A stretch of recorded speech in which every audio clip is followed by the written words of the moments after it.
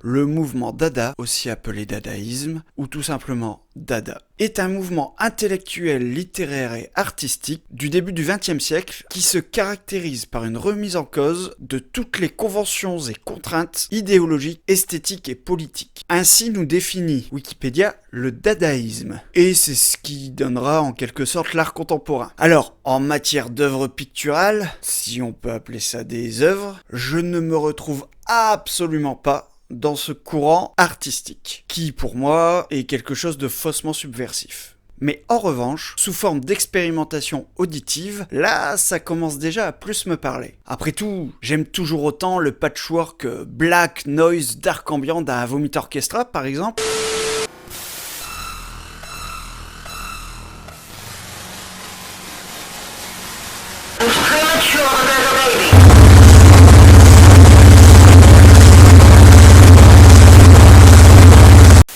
J'ai été fasciné par les expérimentations douteuses d'un Abruptum, qui d'ailleurs est considéré comme faisant partie intégrante de la scène black metal.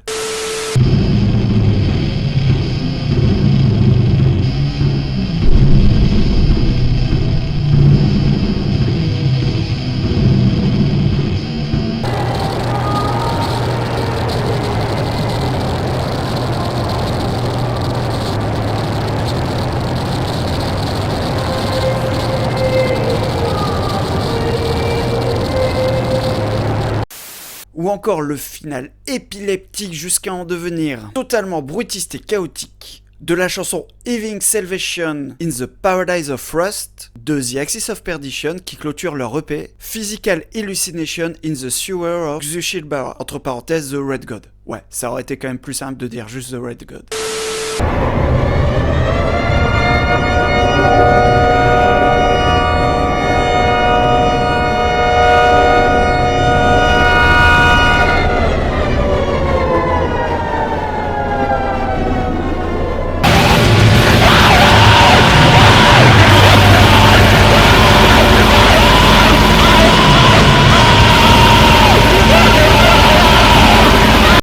Donc pourquoi un type influencé par le black metal, et sortant un peu de nulle part pour ma part, en poussant les expérimentations à l'extrême et de surcroît habitant dans la région, et ayant manifestement de la bouteille dans les scènes musicales, eh bien pourquoi ce projet ne serait-il pas présent dans ce média? Alors ouais, j'ai quand même un peu de mal, c'est totalement what the fuck, mais c'est justement pour ça que ça me fascine. Et c'est également pour ça que je tenais absolument à m'entretenir avec lui. Et puis après tout, demain c'est Halloween, projet bizarre, Halloween, angoisse, malaise. Je trouve, et cela est dit vraiment en toute bienveillance, que c'est la période idéale pour se mettre à découvrir ce genre de projet totalement bizarroïde. Et pour ce faire, je serai accompagné d'Axel, qui a bien voulu se prêter au jeu de l'intervieweur avec moi, car je pense qu'il est encore plus fasciné que moi par ce genre de projet. Allez, on est le 7 septembre 2025, vous regardez les entretiens du Terry, et aujourd'hui nous recevons Potier.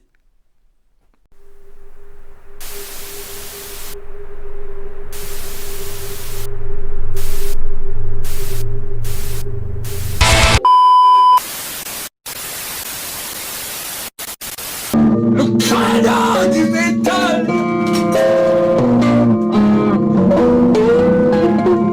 Des éclatements de coups de grisou sur le glaive, la force. Des entretiens du terrible. Des entretiens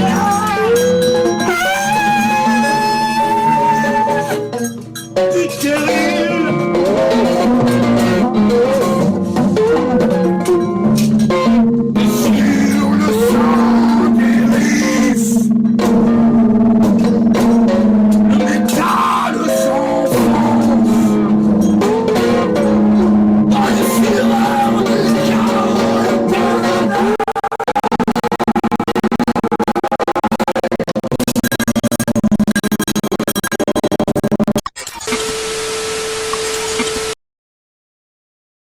Eh bien, bonjour mon cher Potier. Bonjour. Merci d'avoir répondu à l'invitation dans Je vous en prie, je suis ravi d'être ici.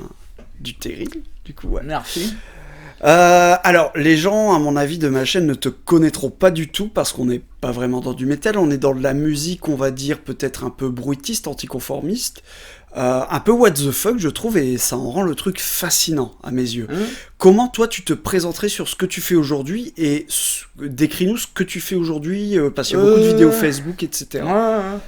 Bah là-bas, je suis un musicien, je viens du conservatoire, j'ai eu un parcours classique, quoi. J'ai fait des études de musique après le lycée, quoi. Puis je suis rentré en classe de jazz, dans la classe de jazz à Lille, jouer du tuba. On va revenir en détail sur tout ton parcours après. Ouais, d'accord. Donc je vais vite fait là-dessus, et puis au fur et à mesure j'ai rencontré plein de types, je me suis intéressé avec l'expansion d'internet, YouTube et tout, ça a permis d'aller voir des musiques que tu n'avais pas forcément sous la main quand tu avais 16 piges au lycée, quoi. Donc tout ce qui est noisecore, gore grind, même Arch Noise. Arch Noise, j'ai beaucoup de mal, mais j'aime bien les premiers trucs. Arch Noise, des groupes comme White House, Genocide Organ, tout ça j'aime bien. Et puis, bon, j'ai eu un parcours de vie un peu assez compliqué, quoi. J'ai vécu ma musique, j'ai donné des cours dans les écoles primaires et maternelles. Et puis en 2009, je crois, non. Bah, j'ai plus trop la mémoire des dates. Vers 2010, je me suis installé à la campagne parce que j'étais beaucoup sur le milieu de l'île, la Défense et tout, ça tournait. C'est le milieu qui vit beaucoup, je tournais dans ce milieu-là et j'ai voulu m'écarter de ça, quoi.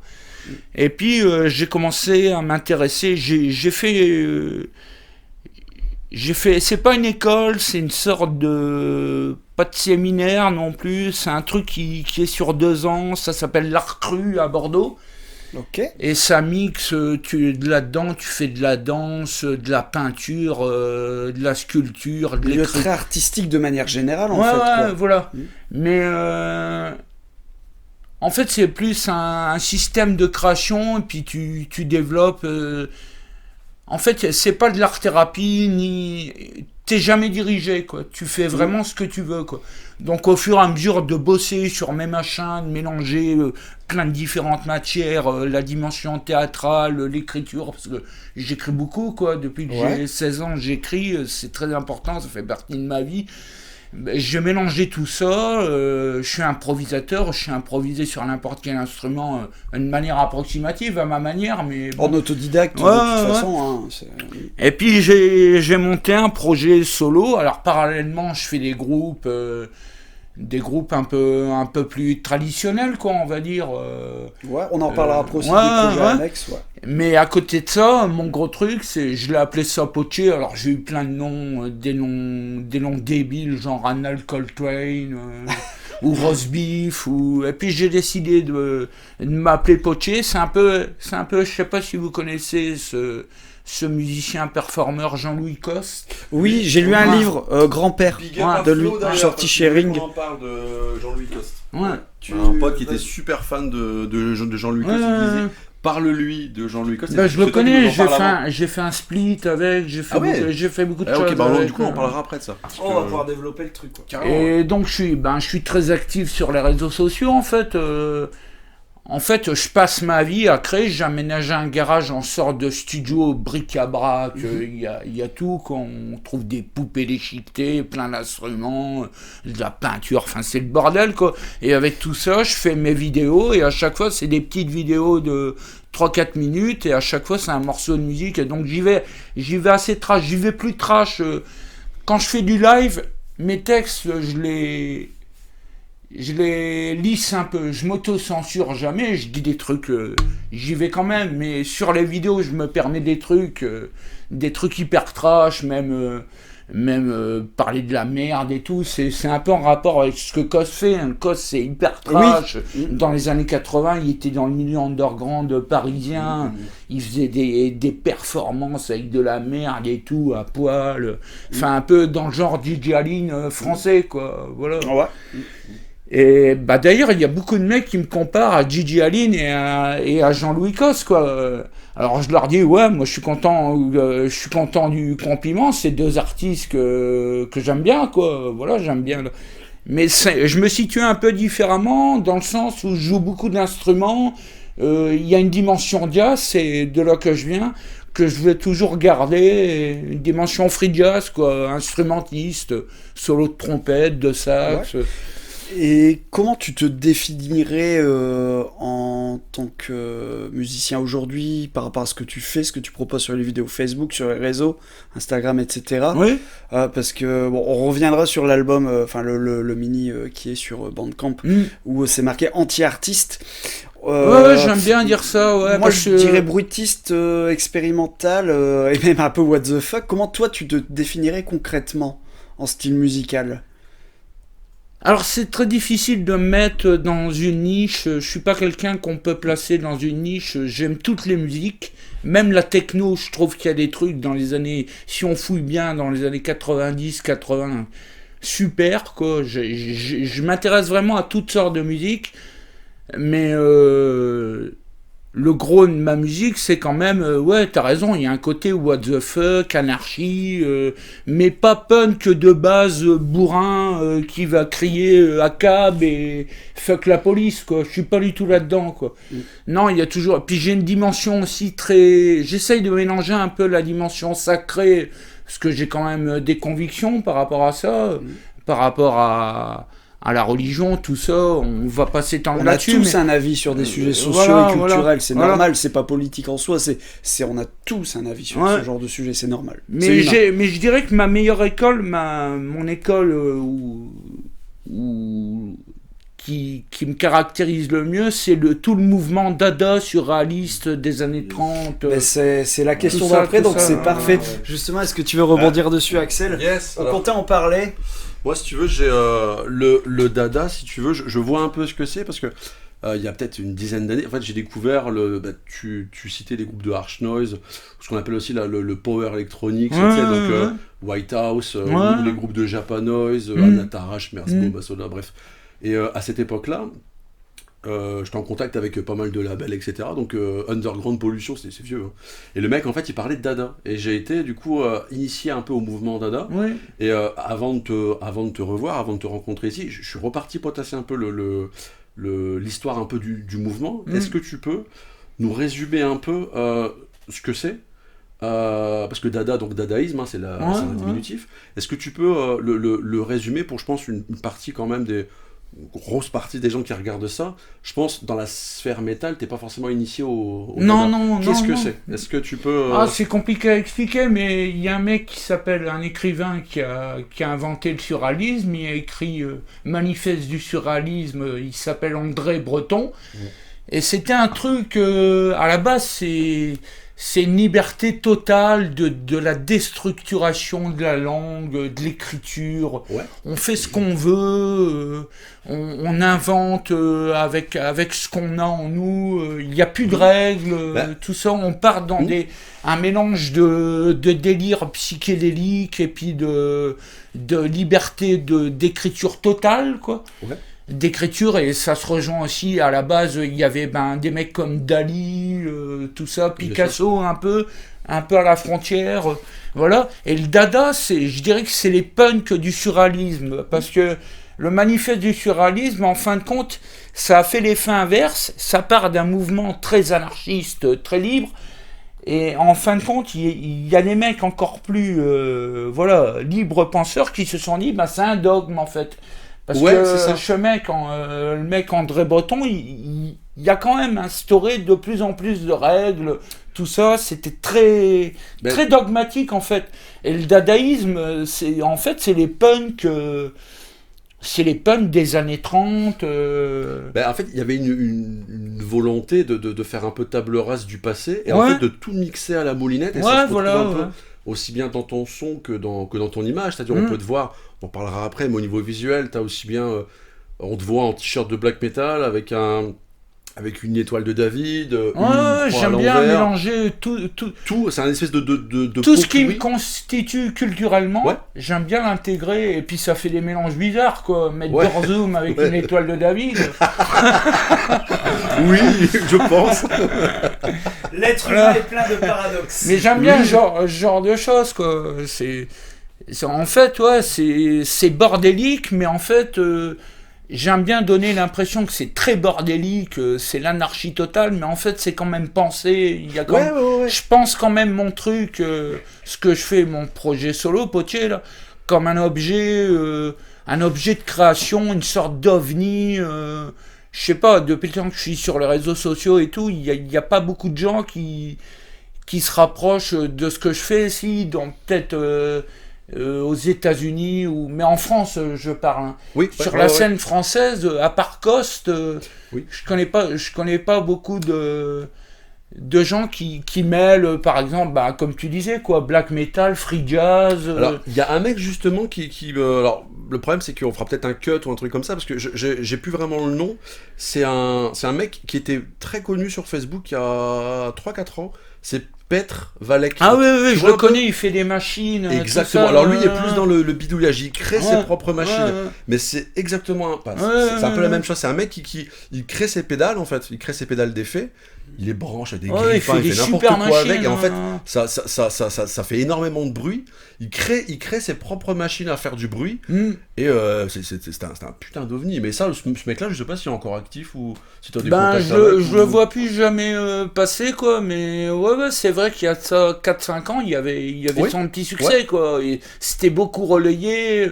Il fait des trucs aussi un peu artisanal avec du bois, du métal, tout ça. Il fait pas que les pédales, en fait. D'accord, ok. Il fait des genres de cigar box, des guitares un peu déglinguées. C'est Author and Punisher, mais vraiment vénère, quoi. C'est ça. Mais c'est vrai que je le vois plus trop sur les réseaux, quoi. Tu seras un peu le Valek français pour l'instant, du coup. Oui, on peut dire ça comme ça, ouais. Vas-y. Il y a une question qui me taraude, moi, ce genre de style musicaux, on va dire, un peu what the fuck. Moi, je trouve ça fascinant et c'est pour ça que je voulais t'inviter pour comprendre ce qu'il y a derrière. On va en parler de toute façon, on va aller au fond des choses comme j'aime bien le faire dans cette chaîne. Qu'est-ce que tu répondrais aux gens qui, justement, utilisent le dadaïsme pour faire n'importe quoi et faire parler d'eux, par exemple? Parce qu'il y a des gens qui peuvent le percevoir comme ça. Moi, c'est pas le cas, tu vois, avec toi en tout cas. Mais il y a des gens qui peuvent dire, ouais, il fait n'importe quoi, il appelle ça de l'art, et puis voilà, quoi. Oui, alors déjà... Qu'est-ce que tu répondrais à ces détracteurs, en fait? Déjà, j'ai mis une position nette, franche. C'est pour ça que je me considère que j'aime bien, mais c'est un peu c'est pas du cynisme, c'est de l'ironie, mais l'art pour moi se situe ailleurs. L'art, c'est le Caravage, c'est Michel-Ange, c'est Léonard de Vinci. L'art pour moi c'est mort, quoi. Il n'y a plus d'art. C'est pour ça que je me dis anti-artiste. Non, je préfère utiliser le terme de créateur, quoi. D'accord. Voilà, l'art se situe ailleurs. L'art c'est tellement... j'aime tellement l'art que je m'estime pas le droit de me signifier en tant qu'artiste. Oui. Quoi. C'est pour ça que sur ton bandcamp, on disait tout à l'heure, tu te nommes anti-artiste. Oui. Mais tu disais que c'est mort mais aujourd'hui. Je préfère le terme de créateur, quoi. Voilà, créateur. D'accord. Mais tu disais que c'était mort aujourd'hui, mais au final, tu es amateur de black metal. Il y a quand même des choses qui sortent aujourd'hui qui sont quand même, qualitatives. Absolument. Donc au final, l'art n'est pas forcément mort. Oui, enfin, c'est mes trucs, c'est mes l'innovation en tant qu'art est peut-être morte parce que tout le monde refait des choses qu'ils ont écoutées, je sais pas. Oui, et puis dans l'art, il y a une dimension marchandise que je n'ai pas, quoi. Moi, je fais tout gratuit pratiquement, ou au black. À chaque fois, si on me donne un bifton, voilà, mais je vends rien, quoi. Et dans l'art, c'est une œuvre d'art, c'est un objet par définition vendable. Que tu vends. Okay. Et moi, je me situe plus comme créateur, je me rapproche plus de l'art brut, quoi. L'art brut, je sais pas si vous connaissez ce courant, c'est l'art des fous, en fait. Je suis pas cinglé, mais l'art des fous, c'est... En fait, moi, c'est de l'art... c'est de la création viscérale, quoi. C'est en moi. Ouais. Toute ma vie tourne autour de ça, mais je ne vends rien. Est-ce que c'est pas aussi par rapport à ta philosophie sur, par exemple, la religion, où tu dis, pour moi, l'art, c'est quelque chose de supérieur, c'est Michel-Ange. Oui, l'art, ça confère au sublime, quoi. L'art, c'est des écrivains russes, c'est Tolstoï, Dostoïevski. Voilà. Je me dis que, voilà, maintenant, il y a de très belles choses, hein. Je dis pas, il y a encore des des super peintres, des super musiciens, j'adore, il y a encore des trucs, quoique de moins en moins, pour moi la scène la plus inventive c'est la scène du black metal actuellement, mais voilà, il y a encore des belles choses, mais tu vois la tapisserie de Bayeux, quoi, en 1300, ça a été fait en 1336, ça fait 42 mètres de long, là, tu touches vraiment à l'art, quoi. Voilà. Appeler une croûte ou pas une croûte, je suis méchant, mais un tableau, même s'il est bien, appeler ça de l'art. L'art, pour moi, ça confère maintenant au commerce, quoi. Je suis artiste et en tant qu'artiste, je me vends. Et moi, je suis anti ça. Je suis anti marchandise. C'est pas totalement faux ce que tu dis en plus. Je veux dire. On parle bien de merchandising pour les groupes de toute oui, façon. Oui, absolument. De toute façon, mais après, je critique pas non plus, je crache pas dans la soupe. Quand on me donne un peu de rond, si je peux vendre, ça m'arrive de vendre des CD, voilà, des petites. Je dessine beaucoup, j'enfile beaucoup, mais des fois, s'il y a un mec qui me donne 15 balles pour un dessin, je les prends. Hein. Mais. C'est la prochaine question, ça aussi. Et puis, je suis conscient qu'il y a des mecs. Ils ont le droit de vivre de leur art, quoi. Je critique pas les artistes, hein. Enfin, si, des fois, j'y vais fort, je dis dans mes chansons, les artistes, fuck, c'est les branleurs. mais c'est une dimension rigolote, c'est pour rigoler, c'est de l'humour noir, quoi. Après, je critique pas le mec qui sait faire que ça, et le musicien qui veut vivre de ça, mais il faut choisir aussi ce qu'on fait. Moi, je viens d'un milieu professionnel, j'ai été musicien professionnel, j'ai complètement coupé avec ces bons-là, parce que je vois maintenant mes anciens copains punk avec qui j'ai fait les 400 coups, je vois ce qu'ils sont devenus. J'ai pas envie de ça, quoi. Ils font de la merde, ils gagnent plein de blé, c'est la culture... de gauche, la gauche culturelle qui rince, voilà. Moi, tout ça, je le dénonce, quoi. Ok, c'est intéressant, Après, les groupes de black metal et tout, c'est pas encore pareil. Il y a plein de maisons de disques excellentes, voilà, mais ça reste l'underground, quoi. Donc, en gros, on peut parler un peu de subversion dans ce que tu proposes. Je sais pas si tu es d'accord.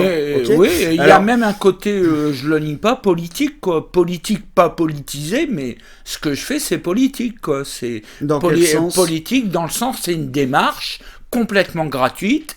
Après, j'ai l'opportunité de... Voilà, je gagne ma vie. En fait, je touche, je sais pas si c'est à propos, mais j'ai beaucoup de problèmes psychologiques. Je touche une allocation handicapée. Je vis de ça. Je touche 1000 boules par mois, et je fais que de la création. Mais j'ai choisi ça. Avant, je vivais de ma musique, je donnais des cours, je vendais des disques, je faisais des concerts, comment on appelle ça, le terme, déclarés, tout ça. Et j'ai décidé de rompre avec tout ça, et ça m'a projeté vers vraiment ce que j'avais au fond de moi, vers vraiment ce que je voulais dire, un truc de pure... de subversion, quoi. De pure subversion, de pure liberté d'expression. Alors, je suis pas d'accord sur une chose, c'est la définition de la politique. Le terme politique signifie qu'on s'intéresse à ce qui se passe dans la cité, en fait, la façon de fonctionner la façon de fonctionner du système en place. Donc je me reconnais pas dans l'explication et le terme politique, mais c'est mon avis personnel. Non, mais y a pas de raison, souci. Et je voulais arriver sur la subversion par rapport à tes textes. En général, ce que tu postes sur Facebook, c'est en gros ce que tu chantes dans ta vidéo en question. Oui, je le fais. J'ai pris je me permets, j'ai pris un exemple parce que en fait, tes textes sont assez absurdes tout en étant très violents. Je donne un exemple que j'ai trouvé récemment. Donc c'est le titre de la chanson et en même temps ce que tu hurles et ce que tu chantes dans la vidéo en question. Allons-y, citation. Sida des galaxies, la majorette exsangue se cache dans un éclat de neige suicidé. Au-delà des bâtisses insondables apparaît un visage en gueule d'égout. Le visage enragé crache la chose des mondes, souterrain de la pensée et se heurte à l'abîme d'une tache de dentifrice oubliée sur un cadavre inhumain. Oui. On part très loin. On part très loin. Alors moi j'aimerais comprendre d'où te viennent ces textes. Est-ce que pour toi ça a un sens ou c'est juste faire de l'absurde pour dénoncer quelque chose? Non, je ne dénonce rien. Je dénonce. Si je dénonce quelque chose, c'est la violence. C'est la violence d'être, la violence existentielle, la violence de ce monde. Mais je suis pas militant, pas du tout, quoi. J'aime pas les militants. Pour moi, les militants, ça se situe ailleurs. Et j'aime pas ça. Je les critique même, quoi. Non, en fait, j'adore. J'ai beaucoup lu dans ma vie, et puis j'ai lu des auteurs comme Georges Bataille, Antonin Artaud, par exemple. Ah oui, Antonin Artaud. Je suis fan absolu d'Antonin Artaud. Et je me suis beaucoup inspiré de ça. Lui, il parle vraiment de violence. Il a fini sa vie en psychiatrie, complètement fou. Il parle de la violence de l'existence. J'ai connu aussi des périodes de douleur psychologique, psychique, de souffrance, même corporelle, tout ça. Donc c'est un peu un melting pot. Je brasse tout ça, quoi. Les douleurs existentielles, on a tous vécu. Hein. Je me prends pas pour le Christ cloué sur la croix. Non, oui, évidemment, on a tous notre vécu, notre parcours. Voilà, mais je me sers de ça, de ma propre expérience existentielle, des bouquins, des auteurs que j'ai pu lire. Vraiment des auteurs qui s'interdisent rien, quoi, qui partent dans des trucs. Et j'adore le cinéma aussi, j'utilise beaucoup d'images aussi. Alors je suis fan de tout ce qui est je suis un vieux, et donc j'adore Melville, j'adore Alain Delon, j'adore tout le cinéma français des années 70. Jean Gabin, Michel Audiard. Ouais, voilà, magnifique. Mais j'adore les films d'horreur, je suis fan de Cronenberg, du mec qui a fait Robocop, là, Paul Verhoeven, ouais. J'adore Carpenter, ton tout t-shirt, ça. c'est quoi, c'est un film? Non, c'est un peintre qui s'appelle Francis Bacon. Oh, putain, et il y a peint beaucoup de portraits complètement triturés. Moi, je suis ultra fan de alors ça, là, c'est une parenthèse. Je suis super fan de jeux vidéo, dont la saga Silent Hill. Et en fait, le design des monstres est grandement inspiré des peintures de Francis Bacon. Oui, sa peinture, tu parles de cinéma, l'échelle de Jacob. Ouais. L'échelle de Jacob est fantastique. J'ai vu ça, j'avais 14 ans, j'en pouvais plus, quoi. Pochette de Putridophale, on n'en a pas parlé à l'interview. Ouais, c'est la toute première, c'est la pochette de la première démo de Putridophale, qui est le premier groupe de Gorgraine du Nord-Pas-de-Calais. Qu'on a reçu récemment. Non, de France. De France. Le premier groupe de Gorgraine, c'est la scène où il est infirmier, où tu vois pas ses yeux, puis il a une grosse seringue comme ça, et ça vient de... Oui, j'ai déjà vu cette pochette, elle est connue. Début 90 en fait. Okay, un peu verte, comme ça. Je crois. Ouais, il me semble. Enfin, je crois que c'est ça, je confonds peut-être avec Pestilence. Ah, Pestilence, il y a aussi des trucs crado dessus, ouais. Ouais, il y a des trucs un peu comme ça. Mais ça vient pas de Francis Bacon, Pestilence. Ouais, non. Ok, donc c'est pas un... Ouais, c'est Francis Bacon, parce qu'il était fasciné par la chair humaine, et il tient 2 gros bouts de barbac dans chaque main, quoi. Si on peut faire des ponts avec le cinéma, ça fait très body horror, en fait. Tu parlais de Cronenberg, c'est complètement ça, quoi. C'est pas j'ai mis derrière Argent Décor. Ouais, ouais, c'est vrai, ouais. Ouais, puis j'aime bien parler de boyaux, de tripes, d'entrailles, tout ça. D'utiliser ces images-là, quoi. C'est pas du tout de l'horreur, gore. Je sais que t'écris un peu de l'horreur et tout. C'est pas du tout ça, c'est complètement autre chose, mais j'aime bien utiliser ces termes, quoi. Bidoche, tout ça. Alors, j'aime bien, quoi. Ça fait le point avec ma prochaine question. C'est toute ton imagerie, parce qu'on voit souvent des symboles, alors des fois des symboles extrémistes, voire fascistes ou dictatoriaux, avec aussi des têtes de poupées mortes, on en a parlé tout à l'heure, des têtes de poupées un peu dégueulasses. Il y a une imagerie très black metal, très dégueulasse, on va pas se mentir. En quoi ça s'intègre dans ce que tu proposes aujourd'hui? Et en ce qui concerne, comme tu disais, on parlait un peu politique tout à l'heure vite fait, mais en quoi le fait de ramener quelque chose avec les dictateurs, on va dire dans l'imagerie, apporte à ton art aussi? Est-ce que tu as du dégoût pour les dictatures, ou est-ce que tu fais partie de ces gens qui les encensent? Ça peut être non, pas du tout. Non, je ne sais pas. Je m'en moque même. Si vous avez bien regardé, j'ai fait une chanson sur le black metal totalitaire qui, par ailleurs, il y a beaucoup de national black metal que j'aime bien, mais voilà, je fais une chanson où je me fous de leur gueule ouvertement, je détourne ça complètement. Il y a une dénonciation en fait. Voilà, non, je suis pas un facho, tout ça. Non, en fait, dois-je rappeler que Sid Vicious, en fait c'est punk. Il y avait un t-shirt rouge avec une croix gammée géante sur le t-shirt, quoi, qui se baladait dans la rue, qui faisait ses concerts avec ça et tout. Il me semble que les Sex Pistols, ça n'a jamais été estampillé comme un groupe nazi, nazi et facho, quoi. Non, c'est le côté punk. Je me sers en fait de tout. Tout ce qui peut choquer. Tout ce qui me gêne. On revient sur ce que tu dis, c'est de la subversion, quoi. Oui, tout ce qui me sort, tout ce qui est projeté dans ma tronche, je le prends, quoi. Les croix gammées, pour moi, ça vient du punk. J'ai toujours cette image de Sid Vicious avec son t-shirt qui se balade dans la rue, qui emmerde les vieilles et tout. Ouais, il y a un côté. Et puis il y a un côté, je tiens beaucoup à ça, d'expression libre. Alors après, je fais toujours attention d'y mettre une dimension humoristique, pas à la Louis de Funès, hein, humoristique noire, quoi, un peu plus sarcastique, du genre des proches, des mecs comme ça, quoi. Un peu humour grinçant, d'humour noir. Je mets jamais, par exemple, je vais jamais mettre une grosse croix gammée gratuitement comme ça, ouais. Et puis sans rien autour, quoi. Je m'autorise toujours pour. C'est toujours intégré dans un contexte en fait, voilà. Les algorithmes ne le détectent pas, donc c'est pour ça que c'est ton 10e Facebook. Forcément. Et ils me disent toujours que je fais partie d'une organisation dangereuse. Enfin, moi, ça me fait rire, mais ils sucrent tous mes comptes, quoi.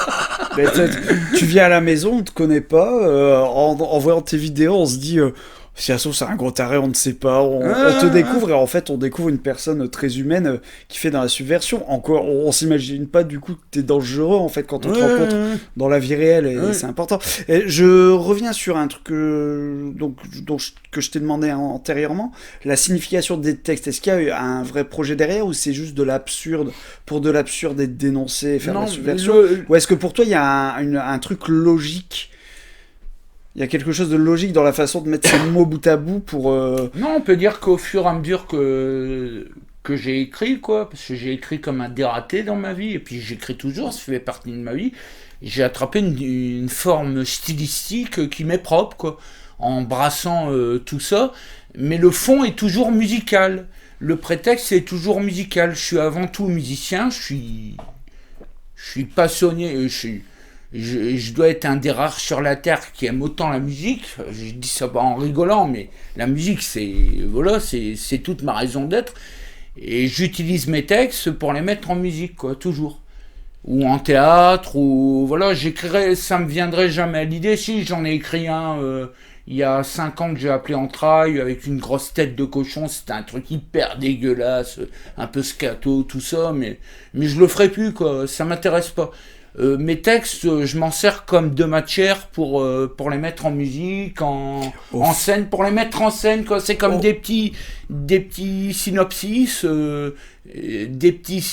synopsis absurdo-trash. Oui, tu as conscience que c'est quand même absurde. Tous ces mots bout à bout, c'est fait exprès.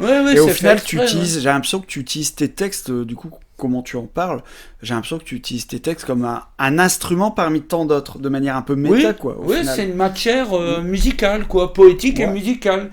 C'est beaucoup les dadaïstes qui ont fait ça, c'est caviarder des textes, quoi. Tu prends une page de texte, n'importe laquelle, et tu vas barrer les mots qui t'amusent, que t'as pas envie d'entendre. Et après, ça te donne une phrase complètement... c'est un peu comme quand on jouait, quand on était petit, je sais plus, le cadavre exquis.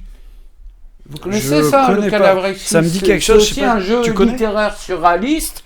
T'écris un mot ou 2 mots sur un bout de papier, tu le plies et tu donnes à ton voisin. Ton voisin, il écrit un mot ou 2 sur le papier, et puis tu fais une table ronde comme ça, tu fais passer à tout le monde, et après tu déroules, et ça te donne une phrase complètement barrée, complètement... Okay. Et ben les surréalistes, ils faisaient beaucoup de jeux comme ça. Et ils ont intégré ça dans leur forme de poésie, d'écriture, tout ça. Puis il y a aussi l'écrivain que j'aime beaucoup, c'est William Burroughs, qui a inventé la technique du cut-up. Bah, c'est le festin nu. Ouais, le festin nu. Ouais. C'est absolument fabuleux. C'est pas de l'écriture automatique. Ouais, c'est un mélange d'écriture. Enfin, la Beat Generation. Ouais, la Beat Generation. Ouais. Et c'est un mélange d'écriture automatique, quoi. Donc t'écris sur un fichier d'un seul jet. Et puis après, en fait, c'est physique aussi. Il y a un engagement, un mouvement, un geste poétique. Ouais, t'écris en fait. Après, tu découpes et tu replaces comme tu veux tes mots. Et t'essayes de construire les phrases, une sorte de récit, le récit que tu veux dire, quoi. Mais en formant des mots, avec les mots que tu as découpés, que tu as écrits, tout ça. Ouais. Et il y a beaucoup, comment il s'appelle David Bowie, ses chansons, c'est du cut-up en fait. Spider from Mars, tout ça. Il écrit en cut-up, David Bowie. Ouais. C'est vrai que les titres de Mogwai. Oui, il y a certains types de Mogwai qui peuvent ressembler à ça, ouais. Je connais pas bien, c'est du post-rock, un peu. Les titres sont absurdes alors que c'est un instrument. Les titres qui pourraient effectivement ressembler, à peut-être une démarche d'âge, je sais pas, mais tu parles donc des surréalistes et tout, en regardant un peu sur internet, en regardant quelques reportages.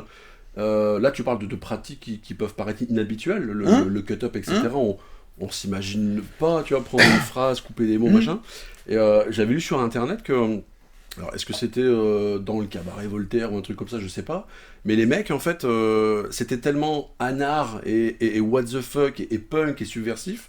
Les mecs, ils jouaient des pièces de théâtre, mais ils avaient pas répété. Ils répétaient pas, et du coup, les gens qui venaient voir, en fait, ils comprenaient pas. Et ça énervait les gens, ça les faisait chier. Et il y avait une tension presque. Les mecs qui viennent pour voir une pièce de théâtre, ils finissent par se bastonner avec leurs voisins parce qu'ils disent mais c'est de la merde ce qui se passe. Là, ça revendique quelque chose. C'est excellent quoi. What the fuck comme vous dites quoi. J'avais pas pensé à ça mais c'est un bon terme quoi. Il y avait aussi un truc où c'est alors ça par contre je sais pas ce que ça veut trop dire.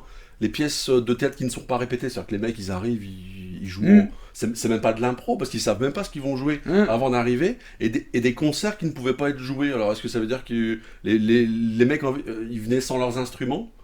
Bah il y a eu beaucoup de bordel. À l'époque il y a eu tous les possibles étaient explorés. Par exemple, il y a un musicien que j'aime beaucoup, John Cage, il a écrit une pièce qui s'appelle 4 minutes 33 de silence. Et c'est tu peux aller la voir en concert, t'as un piano, tu vois le musicien qui s'assoit au piano, il ouvre le piano et il reste comme ça pendant 4 minutes 33. Alors, on te mente pas sur la marchandise du coup. Voilà. Mais ça a été fait. Par exemple, il y a Marcel Duchamp aussi. Son œuvre plus connue, c'est l'urinoir. Bien sûr. Mais c'est une forme de, comme je fais moi, de dénonciation de mec what the fuck. Il dénonce ce que je disais tout à l'heure sur l'art en fait. Il s'est dit je vais vous planter un urinoir, je vais signer l'urinoir et puis vous allez m'acheter ça des millions de dollars. Ouais. Et voilà, c'est tout ce snobisme de l'art qui règne autour de marché de l'art. Maintenant, c'est les influenceuses qui vendent leur pisse sur Internet, quoi. Non, pire, leur eau du bain. Pire, leur eau du bain, quoi. C'est ça. C'est une façon de dire, au final, les mecs, ils ont tout compris. C'est. Et il y a des cons qui allez vous faire achètent. foutre. Voilà. Bah, ils ont tout compris. Je veux gagner de l'argent, je veux être millionnaire. Tiens, tu vas m'acheter ça. Je le présente bien. Et maintenant, c'est une façon de dire aussi à l'humanité, t'es de la merde et je t'ai bien pris pour un con. Maintenant, c'est moi qui suis millionnaire, tu vois. Après, je compare pas une influenceuse au génie de Marcel Duchamp. Sinon, on va se dire, oh putain, c'est encore une émission nulle. Je dis ça pour rigoler. Hein. Faut y aller pour me vexer. Mais ça, c'est vrai que c'est des expériences que tu peux retrouver un peu dans. Moi, je porte un t-shirt en ce moment-là, en ce moment précis, mais le groupe Vomir. Le concept, déjà le harsh noise, pour des métalleux, je pense que c'est compliqué déjà d'appréhender. Ça me fait même un peu délirer, c'est les mecs qui ont écouté que du brutal death et du black, ils se disent terroristes sonores. Tu leur mets un album de White House, le premier c'est 82, les mecs ils disent c'est pas de la musique, c'est bizarre, c'est trop violent, je comprends pas. Je dis bah justement, voilà, on y est, et l'extrémisme c'est ça.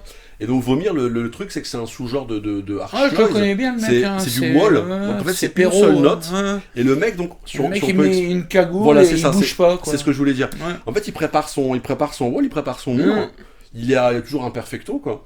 Il se met un sac poubelle sur la tête, il prépare sa note, ça part, il se retourne et il reste debout, de dos, pendant 45 minutes.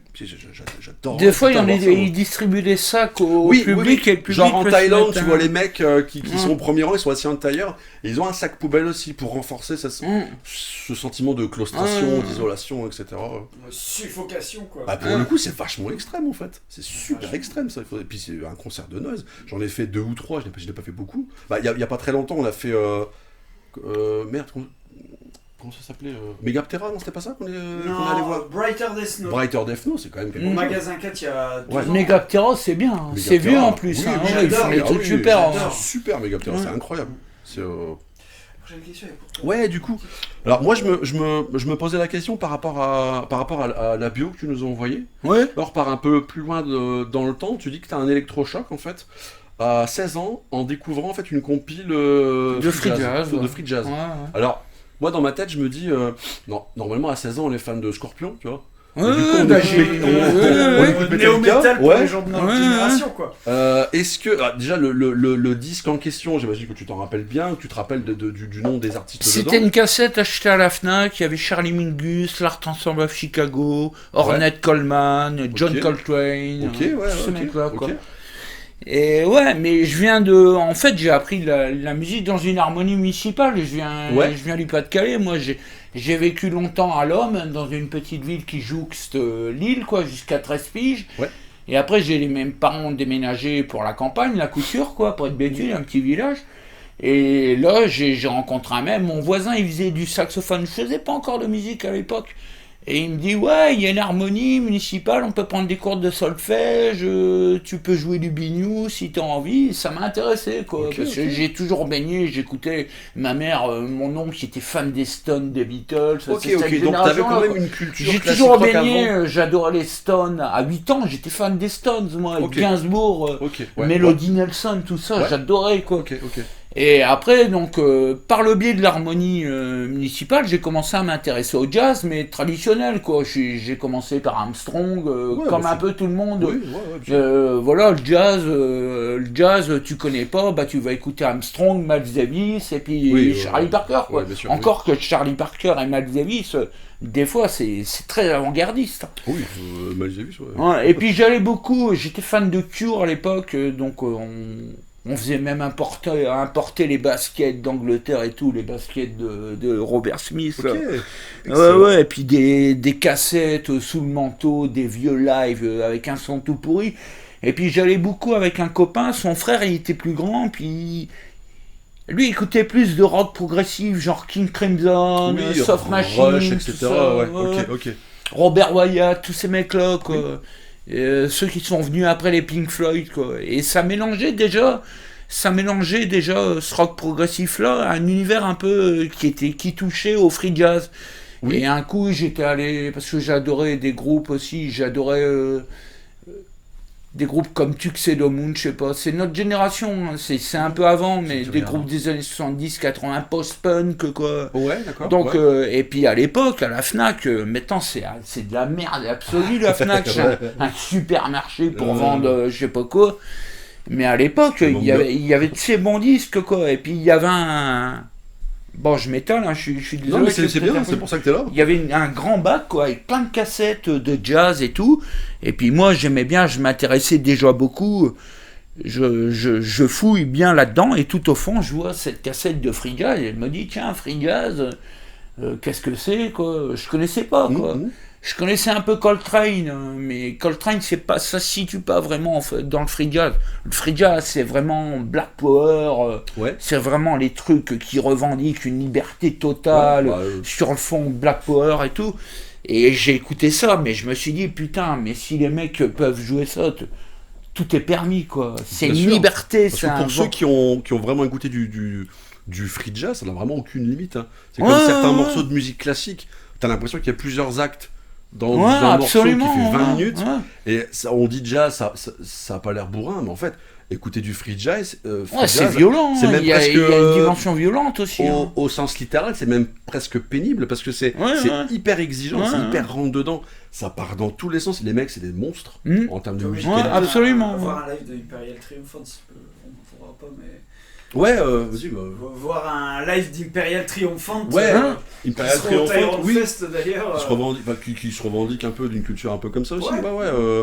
Ou les trucs un peu plus. Enfin, c'est pas la même chose, mais dans pas longtemps, je vais voir Between the Buried Enemy.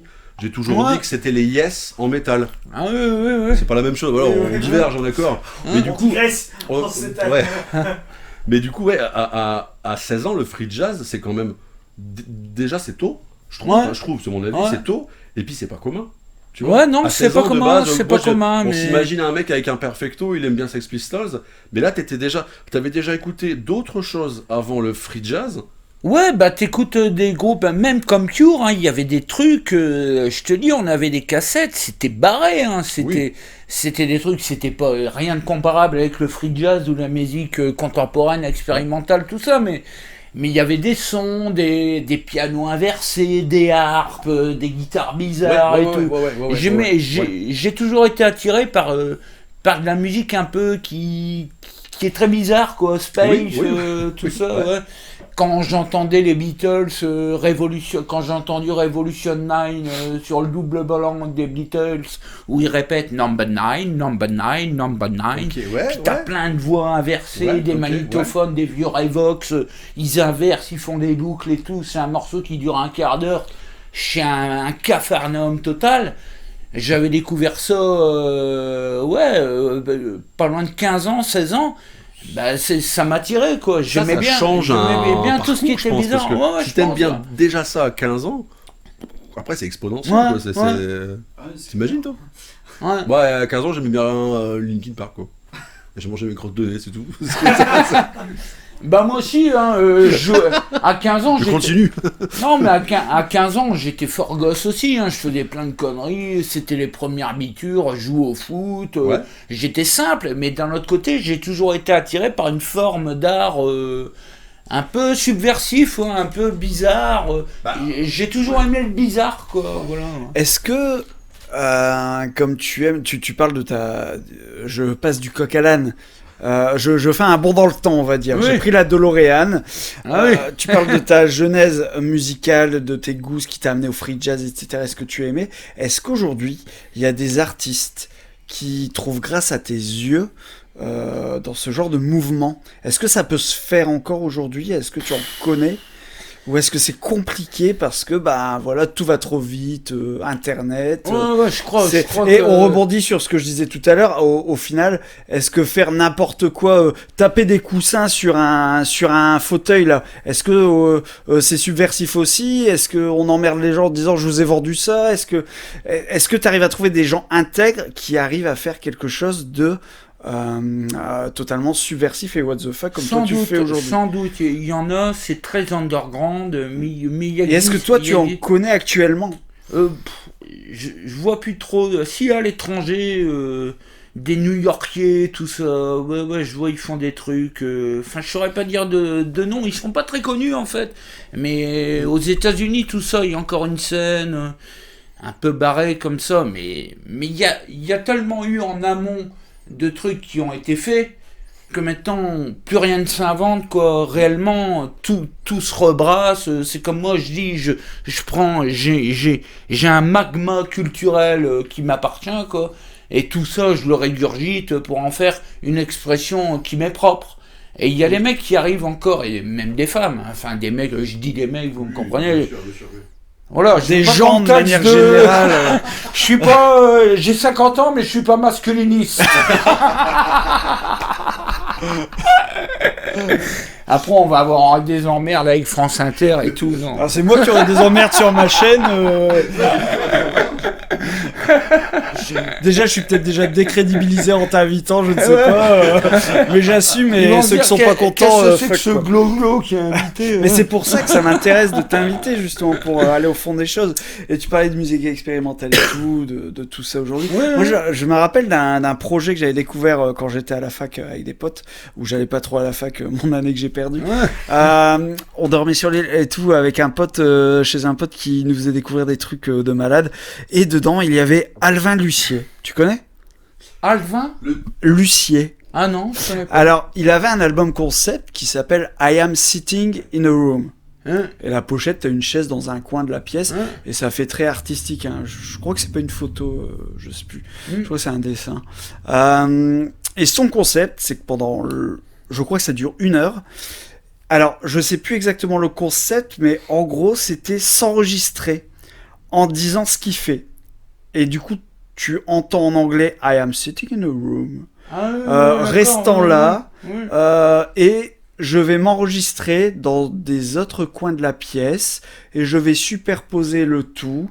Et l'album dure 1 heure. Il dit pas ça exactement. Le fait de faire un poème à plusieurs endroits. Ouais, mais t'as pas le micro, on t'entend pas. Tu diras après. Mais oui, c'est exactement dadaïste aussi. C'est très Même dada, si ouais. c'est structuré. Et quand tu écoutes entre guillemets tout l'album, je l'ai déjà mis pour m'endormir quand j'étais jeune. Attention. Qui superpose et à chaque fois il redit la même chose. En fait, c'est le même sampler qui est mis à d'autres coins de la pièce, je crois, et il l'enregistre à ce moment-là. Je sais plus exactement le concept, mais il superpose toutes ces choses et arrivé à 20 minutes, 30 minutes, c'est du drone. Tu l'entends plus parler, c'est tellement superposé que les fréquences font que ça fait et en fait c'est du drone et je trouve ça fascinant. Ben ça c'est très lié à un mouvement musical qui a eu beaucoup de... C'est la musique électroacoustique, la musique concrète, du genre Pierre-Henry. Pierre-Henry, il a fait un truc très connu, c'est une musique un peu pop, ça a eu un petit succès. Pourtant, lui, c'est de la musique savante, hein. Il fait des trucs, une musique concrète, électroacoustique, tout ça. Il a fait un truc phénoménal sur Saint-Jean, là, l'apocalypse de Saint-Jean. Mais là, il avait fait un truc, un ballet, il composait beaucoup pour les ballets. Le ballet, c'était Maurice Béjart. Il est un peu connu dans le milieu, c'est un chorégraphe, on l'a déjà vu à la télé et tout, dans les années 80, il est mort maintenant. Et ce mec-là, il avait fait un peu le jerk, ça s'appelait, ça faisait vraiment musique de jerk, et c'était très, très inattendu pour, quand on connaissait son œuvre, quoi, de musique savante, électroacoustique, et c'est pour en revenir à ton truc de boucle, de superposition, tout ça. Là, ouais. Il y a eu tout un courant aussi, des mecs comme Steve Reich et tout, qui ont créé le courant de la musique répétitive. Et ces mecs-là, ils vont isoler par exemple une note de piano, tun, tun, tun, tun, tun, et puis ils vont la jouer en continu, et puis après ils vont la déphaser. Déphaser, ça veut dire ils vont l'augmenter d'un quart de temps. Ouais. Donc ça fait un ton ton ton ton ton ton ton ton ton ton ton. Et puis ils en foutent des couches comme ça, et puis ça te donne une symphonie de notes. Voilà. Et avec une note jouée en fait. Avec une note jouée. C'est vrai que c'est fascinant. Ouais, ouais. En fait, je me posais la question par rapport à ton parcours, donc tu as déjà partiellement répondu, hein. Mais après 20 années, 30 années à avoir fait de la musique, à avoir côtoyé des musiciens, à avoir monté divers projets, plutôt dans un style, plutôt dans un autre. Là, tu fais de la musique tout seul. En fait, pas uniquement, hein, je fais encore du groupe. Ok, d'accord. Ouais. Du coup, ma question, c'était un peu... Juste au niveau pratique musical, moi je suis pas trop musicien moi-même, mais je m'interroge sur en fait ton niveau de pratique. Est-ce que tu as un niveau solfège ? Parce que tu as été dans une école... Oui, ben j'ai fait le conservatoire en fait. Ok. Donc en fait, moi comme je disais, j'ai appris le tuba, quoi. J'ai fait la classe classique et tout ça, jazz. Après je suis parti en jazz au tuba, toujours au tuba, quoi. Et au fur et à mesure, j'ai pris une gratte, une trompette, voilà, j'ai voulu jouer tous les instruments, mais à ma manière. J'ai viré le conservatoire parce que ça me prenait la tête, c'était beaucoup trop scolaire pour moi. Oui, Voilà. Mais j'ai les bases, hein, et Ok, les ouais. bases, je m'en sers. Je peux te composer un quatuor à cordes si tu veux, quoi. Ok. Ouais. Est-ce qu'on peut t'entendre dans d'autres projets faire des trucs moins déstructurés ou pas? Ah oui, complètement. J'ai des groupes, j'ai. Il y aura une autre question un peu En fait, là-dessus. j'ai 3 groupes. J'ai un groupe, c'est barré, mais c'est quand même assez écrit. Mais j'ai 2 autres groupes, c'est complètement écrit, quoi. Ok, Avec ok. de la poésie pas sale, de la belle poésie. Bah, c'est toujours un peu cru, toujours dans mon style, mais un peu de la poésie sombre. C'est pas la même démarche. Non, c'est pas Ok, du tout la même ok, démarche. ok. Et puis c'est écrit, c'est basse, batterie, sax. Moi, je suis au clavier, je joue Ouais. des accords. Ouais, c'est pas du tout la même Ok. démarche de folie comme ça. Ouais. Alors une question un peu à la con, c'est que du coup, on te voit sur tes vidéos jouer de beaucoup d'instruments, Mm. si c'est pas vraiment une bonne partie. Est-ce qu'il y a des instruments que t'aimes bien et des instruments que t'aimes pas? C'est tout court. Oh non, il n'y a aucun instrument que j'aime pas. Non. Ok. Ok. Tu touches à tout. quoi. L'ocarina, peut-être. et encore, c'est bien. Ouais. Non, je crois que quand on est musicien, qu'on a ça dans le cœur, je dis pas dans l'âme, mais je dis dans le cœur, on peut se démerder à peu près avec. Et ce qui est très important aussi, c'est d'écouter de la musique, quoi. Oui. Moi, pour moi, la base, c'est écouter de la bonne musique et après, tu fais le reste, quoi. La culture musicale, c'est essentiel, quoi. Ça fait 70% du truc. Tu développes ton goût. Il faut être curieux de tout. Il faut s'intéresser à toute forme de musique. Voilà. Et amateur puis après, de ça musique, te développe un goût que tu peux régurgiter, que tu peux t'en servir de toute cette culture, de tout ce background pour faire tes propres trucs, quoi. On avait Voilà. un parallèle, bon, je digresse encore, mais on avait un parallèle avec les mecs de Putridophile il y a un peu une semaine, qui disent qu'en fait, dans Putridophile, donc le gore grind de Made in France, qui disait, on va dans des festoches, je ne vais pas citer les noms, quoi, mais c'est que du slam, tu sais. Donc, du brutal death slam. Il dit, la moyenne d'âge, c'est 20 ans. Les mecs qui viennent, ils se mettent des races, ils ont, tu sais, des petits marteaux gonflables, etc. Ah ouais. Et il dit en fait, je me demande si en fait la personne de base qui est ultra fan de slam, elle écoute même pas de death metal, elle écoute directement du slamming brutal death metal. Et il y a pas, comme tu dis, peut-être cette recherche en fait. Ouais, cette curiosité, curieux, faut être curieux, quoi. Voilà. Quand toi t'es vraiment fan de musique, je pense que t'es intéressé partout. Ouais, il me semble. Hein. J'avais une réflexion là-dessus que je dis depuis presque une dizaine d'années. Les gens que je rencontre, des fois, on parle un peu des goûts musicaux. Les gens disent ouais, j'adore la musique, j'aime bien le heavy, j'aime bien le death, j'aime bien le thrash, j'aime bien le black, j'aime bien. Non, en fait, t'aimes le métal. T'aimes pas la musique, t'aimes le métal. Et il y a du bon dans tout. Après, t'es plus réceptif à d'autres styles que d'autres, évidemment. Et moi, je sais que j'ai déjà été à des concerts de rap parce que t'as vraiment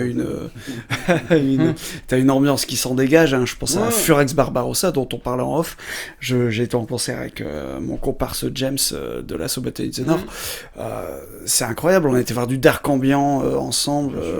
Dernière Volonté aussi au magasin 4. C'est pas du tout du métal. Et pourtant, la date de Dark Ambient et la date de Dernière Volonté au magasin 4, c'était organisé par Thousand Lost Civilizations, qui est une asso qui a fait jouer en son temps des trucs. Ils font jouer Blasphemy en fin d'année. Et ils faisaient des dates, ce qu'on appelait à l'époque les groupes de black metal, estampillés orthodoxe black metal, des trucs à la Kerontas, de Offermode, tous ces trucs-là, un peu suédois souvent. Qui a été un peu initié par Dissection aussi, hein, on va pas se mentir. Donc voilà, je suis fan de musique. Non, quand tu me dis que t'es fan de tous les styles de métal possibles, non, t'es pas fan de musique, t'es fan de métal. Il y a de l'émotion à trouver partout. On a des styles de prédilection et derrière, si tu trouves de l'émotion dans d'autres styles, tu deviens fan de musique parce que ça t'apporte quelque chose dans ta vie au quotidien. Et c'est ça qui est super important. Ouais, puis si tu fais, par exemple, je prends des jeunes qui veulent faire un groupe de métal, ils peuvent intégrer très bien dans leur métal, et ça peut le rendre d'autant plus intéressant, y intégrer, par exemple, des petits riffs de cuivre ou une autre forme, empruntée à d'autres musiques, et ça peut rendre leur métal avec un point plus original que le meilleur groupe exemple de métal de base, comme il y en existe des milliers, quoi. Le meilleur exemple, parce que tu parles de cuivre, c'est ce qui est apparu, alors je sais plus en quelle année c'est apparu, mais sûrement des années 90, c'est le métal symphonique. Ouais. Tu fais des Epica, des Nightwish ultra épiques, t'as un orchestre symphonique et du métal, on va dire généraliste, parce qu'on va pas se mentir, c'est du riff, quoi. T'as un petit solo par-ci par-là, t'écoutes pas ça pour les riffs de guitare, c'est pas Iron Maiden, un Nightwish, on va pas se mentir. À tel point que certains groupes de black metal ont enregistré avec des orchestres symphoniques derrière. J'apprendrai rien à mes auditeurs, mais Satyricon, Dimmu Borgir, évidemment. C'est bien, ça. Donc, on sait très bien, justement, c'est ça qui est beau dans cette diversité de la musique, c'est d'avoir, tu peux tout mettre. Est-ce que c'est forcément cohérent à un groupe aujourd'hui comme Landmarks qui fait du rap marseillais métal moderne? Bon, voilà, mais en tout cas c'est bien fait pour ceux qui aiment, ça rend bien pour ceux qui aiment de toute façon. Donc, et ça cartonne, ils ont un succès de fou. Alors c'est pas mon style, je sais toujours pas si j'aime ou j'aime pas, je pense que j'aimerais jamais. Rap marseillais c'est chaud quand même, mais voilà, on peut vraiment tout faire.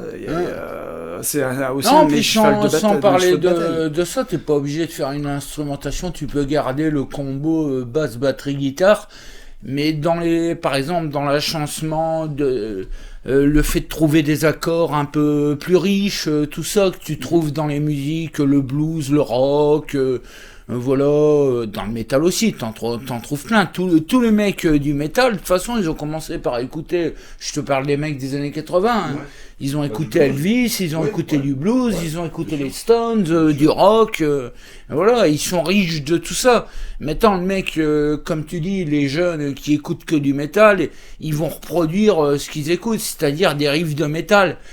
Tu peux intégrer, si tu t'intéresses à d'autres musiques, tu peux intégrer par exemple d'autres accords, des accords diminués, un peu plus riches, voilà, et rendre ta musique un peu plus, ton métal un peu plus personnel, quoi. C'est ça que je voulais dire. Totalement. Parce que après le métal symphonique et tout, c'est pas ma cam du tout. Ouais. Ah bah si on voit tes vidéos, on se doute que c'est... Ouais, non. Le cover d'Epica, Non, moi c'est plutôt guitare basique, frappée avec un gourdin, tête de cochon sciée sur une harpe. Les vegans en sueur devant cette vidéo, c'est bon. Et alors, t'as aussi des influences hors musicales, on en parlait un peu en off, et ça faisait le sujet de ma prochaine question, c'est super. Tu parlais de mon t-shirt Hellraiser, le tatouage Hellraiser. Tu as aussi sur ton seul album qui est sur Bandcamp, sur la chanson que je me rappelle, Saint-Jansan, tu as un sampleur de Mario, du jeu vidéo Mario. Alors, voilà. Quelles sont tes influences? Comment tu les dissémines? Ah non, j'ai pas du tout. Par contre, j'ai pas du tout cette culture-là de jeux vidéo, à part Mario que je connais, puis j'y ai joué, hein, parce que j'étais un peu plus jeune. Parce que tout le monde y a joué, à part un Éthiopien dans son désert, tout le monde a joué à Mario. Michael Jackson, ça, il est aussi connu que Michael Jackson. Non, mais quoique dans les républiques islamiques dures, Michael Jackson, ils connaissent pas. Mais bon, c'est une parenthèse. Mais non, j'ai joué quand j'étais jeune, c'était, je sais plus comment on appelle ça, t'avais une petite manette, tu jouais dans les bistrots là, les jeux d'arcade. Ouais, totalement. Alors j'ai joué à Renegade, Street Fighter, Renegade, un combat de rue, tu connais. On parle de Renegade avec putain. Bah c'est un. J'adorais le jeu. Bah c'est comme de Double Dragon. Ouais, voilà. Renegade, c'est un peu le pré combat de rue aussi, combat de rue. Enfin, il était dans la rue. Oui. Bah, torse nu. C'est un mec tout seul qui se bat contre plein d'autres. Voilà. À la différence de Street Fighter où c'est du 1 contre 1. Ouais. Donc, genre Double Dragon. Street Fighter, ça vient après. Renegade, c'est vraiment les prémices. J'étais vraiment petit. 86, je crois. J'étais tout petit. Double Dragon, c'est peut-être genre un an après. Genre Vigilante, les trucs comme ça. Les trucs d'arcade en fait. Mais je te parle de ça. Moi, j'adorais les jeux aussi. On se retrouve à parler de Beat'em le truc qui n'a rien à voir. Ah ouais, mais c'est les trucs du CPC 464, quoi. Les cassettes qu'on mettait, je sais pas si vous avez connu ça. Oui. Ouais, il y avait des jeux, t'étais dans un tank, tu devais tout bastonner, déjà les premiers jeux de guerre, tout ça, ouais. Ouais, ça, j'ai joué, mon cousin, il était bien branché là-dessus. Mais après, j'ai arrêté complètement. J'ai encore un copain ou deux qui joue à des jeux vidéo, mais hyper violents maintenant. Ouais. Ça m'intéresse plus du tout, quoi. En tout cas, c'est pas un truc qui te nourrit Non, pour ta non, musique pas ou pour du ton tout. art. Non, Ok. non. Ok. Ouais, c'était la question. Mais ça m'a fait rire, ça me fait rire de mettre... non, c'est plus au niveau du son, et puis pour l'anecdote, quand on reconnaît tout de suite la musique, donc voilà, j'ai dit, je vais sampler ça me fait rigoler. Mais Ouais. après, tu as pas d'influence au niveau de l'horreur, parce que ce que tu fais, tu peux le retrouver Ah dans si, certains si, films. ouais, Ça, tu as si, en ça, termes l'horreur, j'ai, ouais. en matière d'influence extérieure, qu'est-ce qui te parle et que tu peux mettre dans ta musique, comme on parlait d'Hellraiser notamment.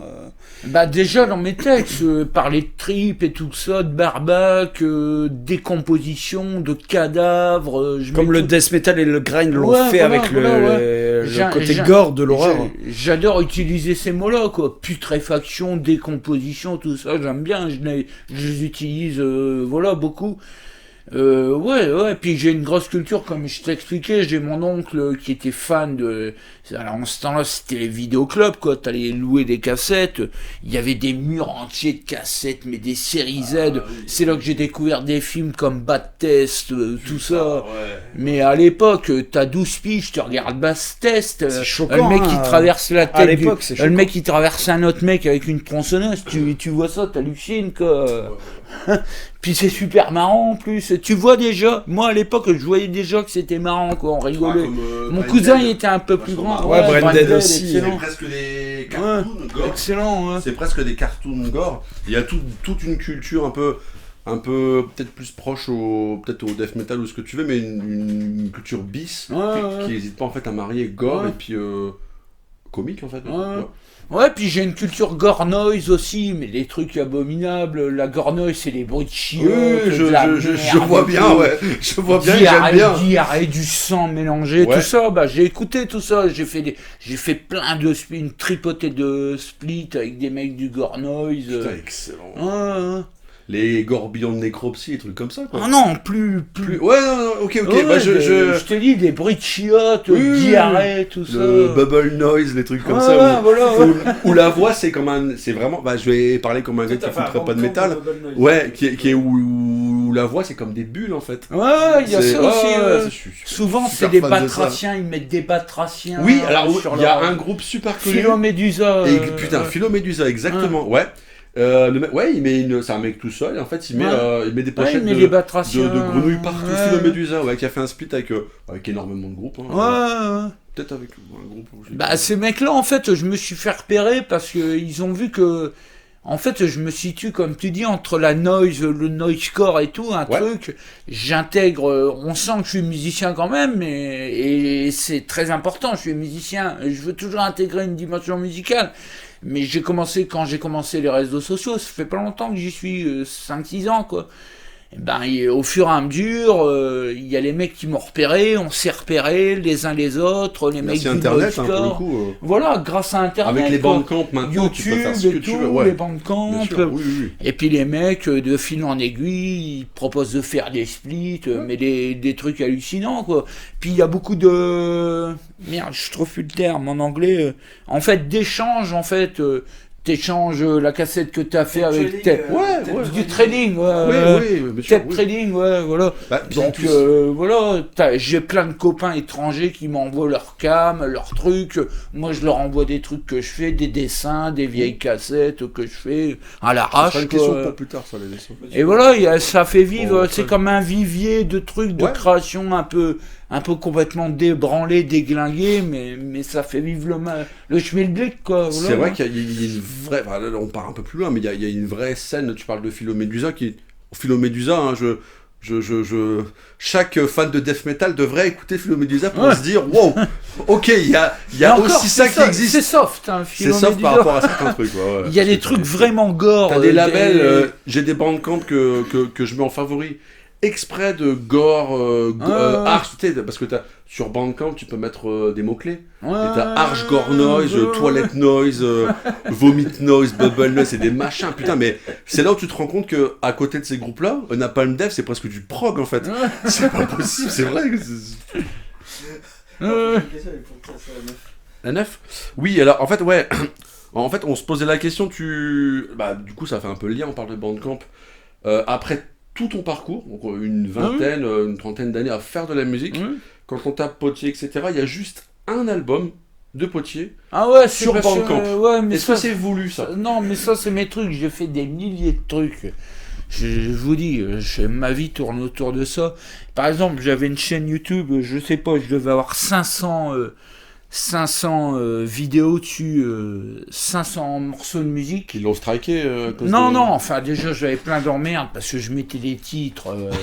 Oui. Déjà, je faisais un groupe il y a 4-5 ans, ça s'appelait Fuck Meat. À chaque fois, il me faisait chier avec ce nom, il disait ouais, on va le censurer, tout ça, puis je mettais des pochettes archi trash, quoi. Mais non, un coup, j'ai pété un câble, mais c'est mes trucs psychologiques. Une à une, j'ai tout effacé, les 500 vidéos à la fois. Okay. J'ai mis les plombes, j'ai dit, je veux plus rien je veux plus rien qu'on trouve sur moi. Et si on trouve bien, tu tapes sur Google Images, tu tapes Michael Potier, tu trouves des trucs, quoi, mais pas grand-chose, quoi.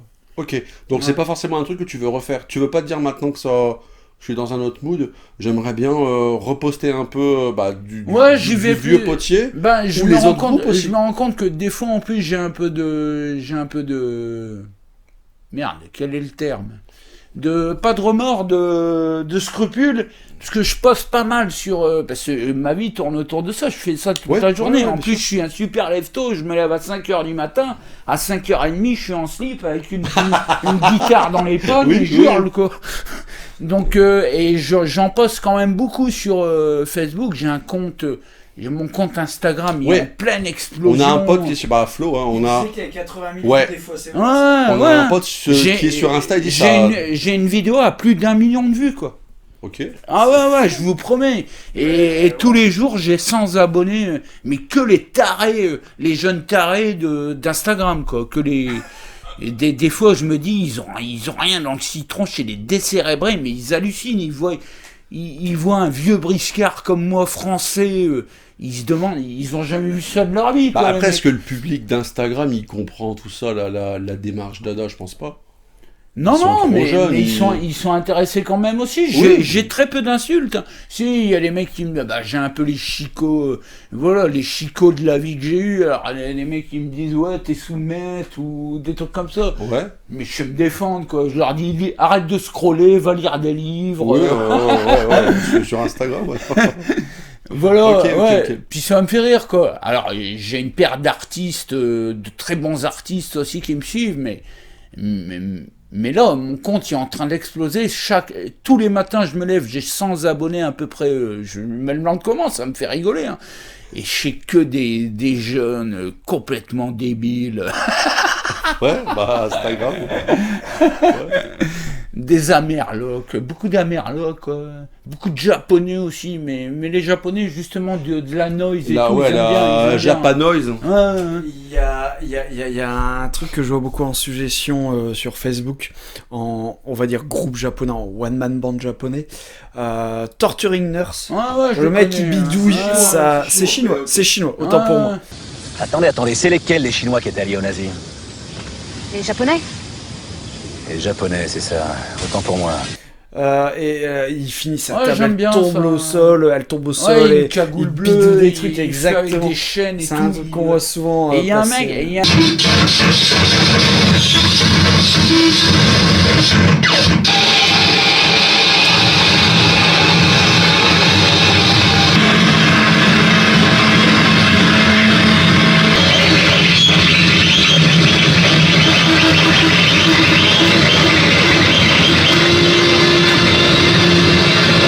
aussi, il vient du noisecore, il faisait un super groupe, Seven, c'est des Japonais avec une femme et lui, il faisait un duo, et puis lui, il est hyper connu parce qu'il fait des solos de caisse claire sur une table avec un micro.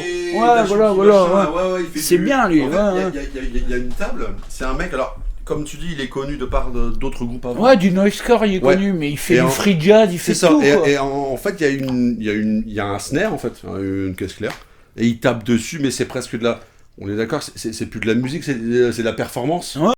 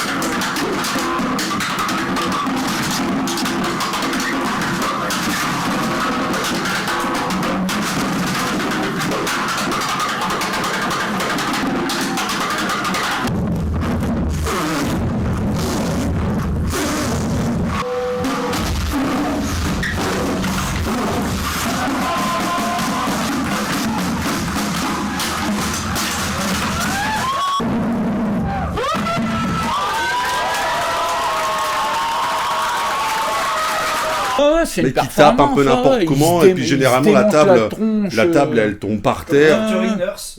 Ouais, voilà, ouais. À force de bidouiller, sauf qu'il tape pas, il bidouille. Ouais. Ça tombe et il Sauf se que là, roule à c'est terre. juste Ah, un mec bah avec. ouais, mais là, il y a avec qu'une une snare. caisse claire, c'est acoustique, quoi. Ouais. Enfin, non, c'est Et pas attends, acoustique, il il met tape des micros dessus, super quoi, en vite. fait. Il tape. Ouais. En fait, il a martyrise, quoi.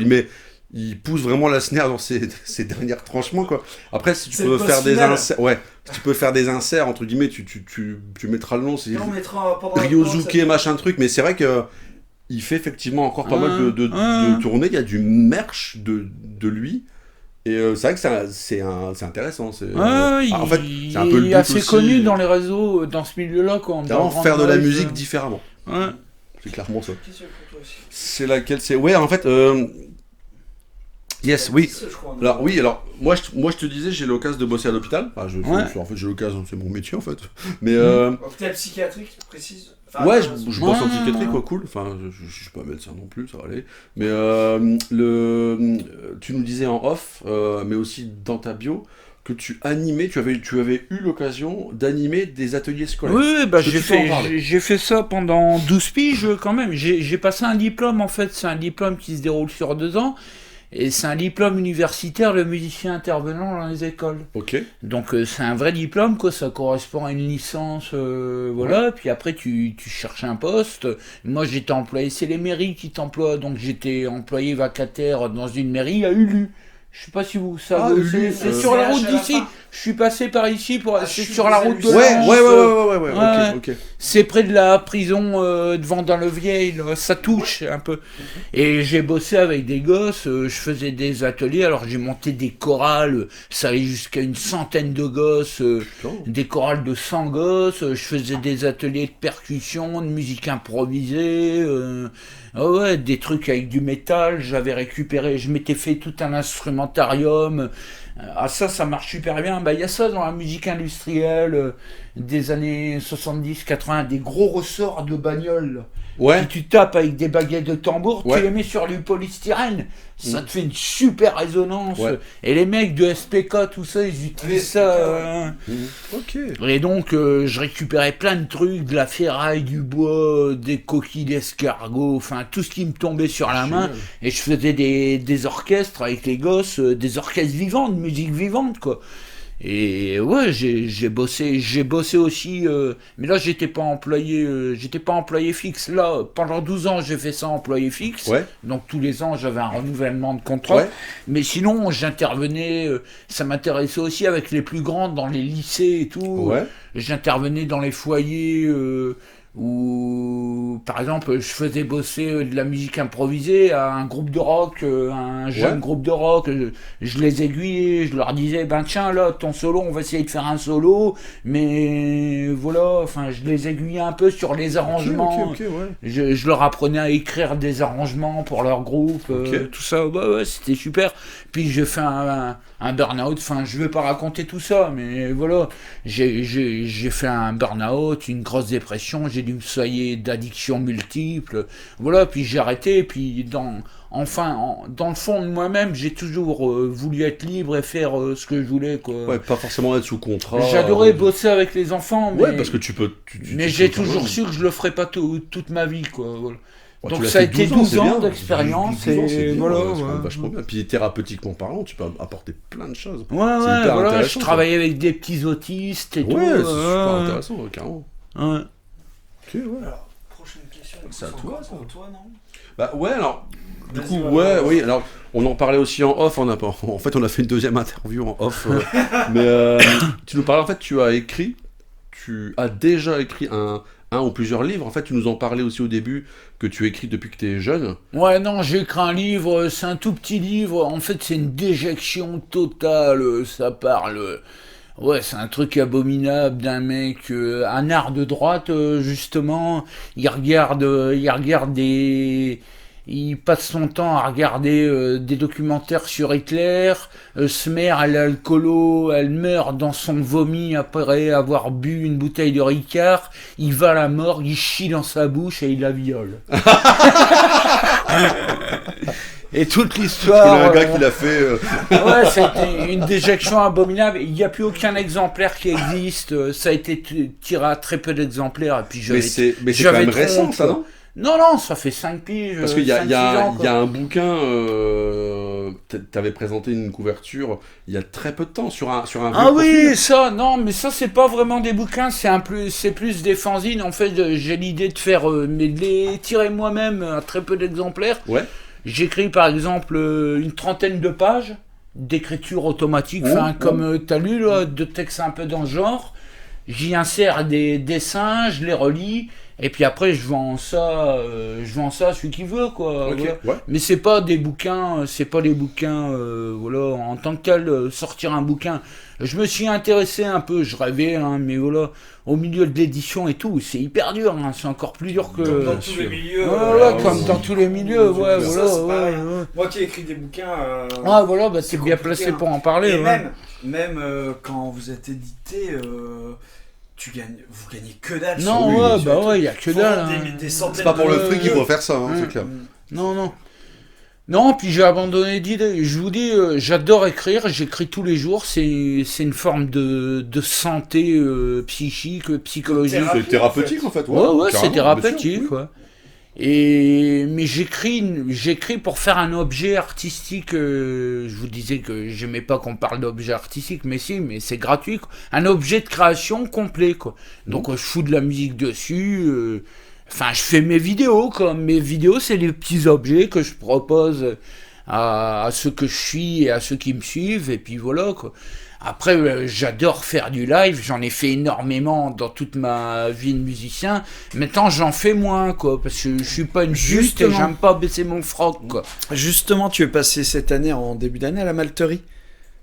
Ou à la en fin d'année. Non, Tu je avais suis- posté une vidéo à la Malterie à Lille. Ah oui, je suis passé avec mon copain. Ouais, on fait un groupe qui s'appelle Plein la bouche. C'est un truc un peu taré aussi. Ouais, on joue en calbut, en slip. Et puis, ouais, mon copain, il est clown de l'espoir. Il fait plein de trucs. Il est intermittent du spectacle. C'est un chanteur à la base. Et puis, je fais ça avec lui parce que je le connais depuis des années. Je faisais un grand orchestre avec lui qui s'appelait La Pieuvre, qui a eu pas mal une petite réputation au début des années 2000, quoi, fin 90. On a tourné partout dans les festivals de musique improvisée, quoi. Et je l'ai rencontré là, et puis là, on a fait ce projet, là, Plein la bouche, et on a joué au... Il y avait une à la vidéo qui Malterie, avait traîné. ouais. Du coup, je me demandais si c'était sous ton nom Potier à faire de l'expérimental ou du coup c'est avec Non, un non, autre, c'est en D'accord. duo, mais ça ressemble, c'est ce qui ressemble plus à ce que je peux faire On reste dans le côté en- what the fuck comme en j'aime bien solo. dire. Ouais, voilà. Ouais. Alors à part on parlait du concert à Malterie, mais à part ça, les projets que tu as eu, tu en as déjà mentionné quelques-uns vite fait. Oui. Concrètement, quel est ton parcours professionnel, on va dire, avec Bah, certains groupes? Qu'est-ce que tu as fait au fil de ta vie? Parce que t'as quand même déjà de la bouteille, hein. Donc, Les seuls cachetons que j'ai eu, je touche encore même des ronds de la Spédidam en tant qu'interprète. C'est avec cet orchestre et puis cette association là. C'est une association qui s'appelle Musix. Avant ça s'appelait le CRI, mais c'était un peu le. On s'est tous réunis, les musiciens du jazz qui étaient intéressés par des formes plus libres de jazz, quoi, des formes complètement libres, complètement libérées, de l'impro total, quoi. Tu prends ton instrument, tu sais pas ce qui va se le passer. free jazz, quoi. Le free jazz, ça marche quand même avec il y a quand même des codes et tout T'as des dans le free structures, jazz. dans le free jazz, t'as Ouais, plus il y a de des structures, il y a des structures, des trucs écrits, tout ça. Ça dépend de quel free jazz. Tu prends un free jazz comme Ornette Coleman, c'est hyper écrit, hyper savant, c'est très compliqué. Et puis par exemple, un mec comme Albert Ayler, c'est un saxophoniste vraiment, vraiment très important dans le free jazz. Lui, c'est beaucoup plus, il y a un côté beaucoup plus sacré à la Coltrane, quoi, beaucoup plus magmatique, tout ça. Ornette Coleman, c'est plus intellectuel, quoi. D'ailleurs, il y a écrit des quatuors à cordes, tout ça. Donc il y a plusieurs courants dans le free jazz aussi. Mais là, c'est la musique improvisée, c'est tout un courant qui est né dans fin des années 60, quoi. C'est les mecs, ils se réunissaient, t'as une technique instrumentale, quoi. et tu t'amuses à explorer toutes les possibilités sonores de ton instrument. Par exemple, dans une trompette, tu vas souffler, tu vas faire que du souffle, ou tu vas crier dedans, ou tu vas essayer d'explorer de manière absolue, quoi, tout ce que tu peux faire avec un instrument, le triturer au summum, quoi. Donc on était une bande de mecs sur l'île à s'intéresser à ce genre de trucs qui date des années 60, fin des années 60. Puis on a créé, une association s'est créée, puis on a commencé à tourner. Après, il y a eu la naissance du Grand Orchestre La Pieuvre, qui a eu un petit succès.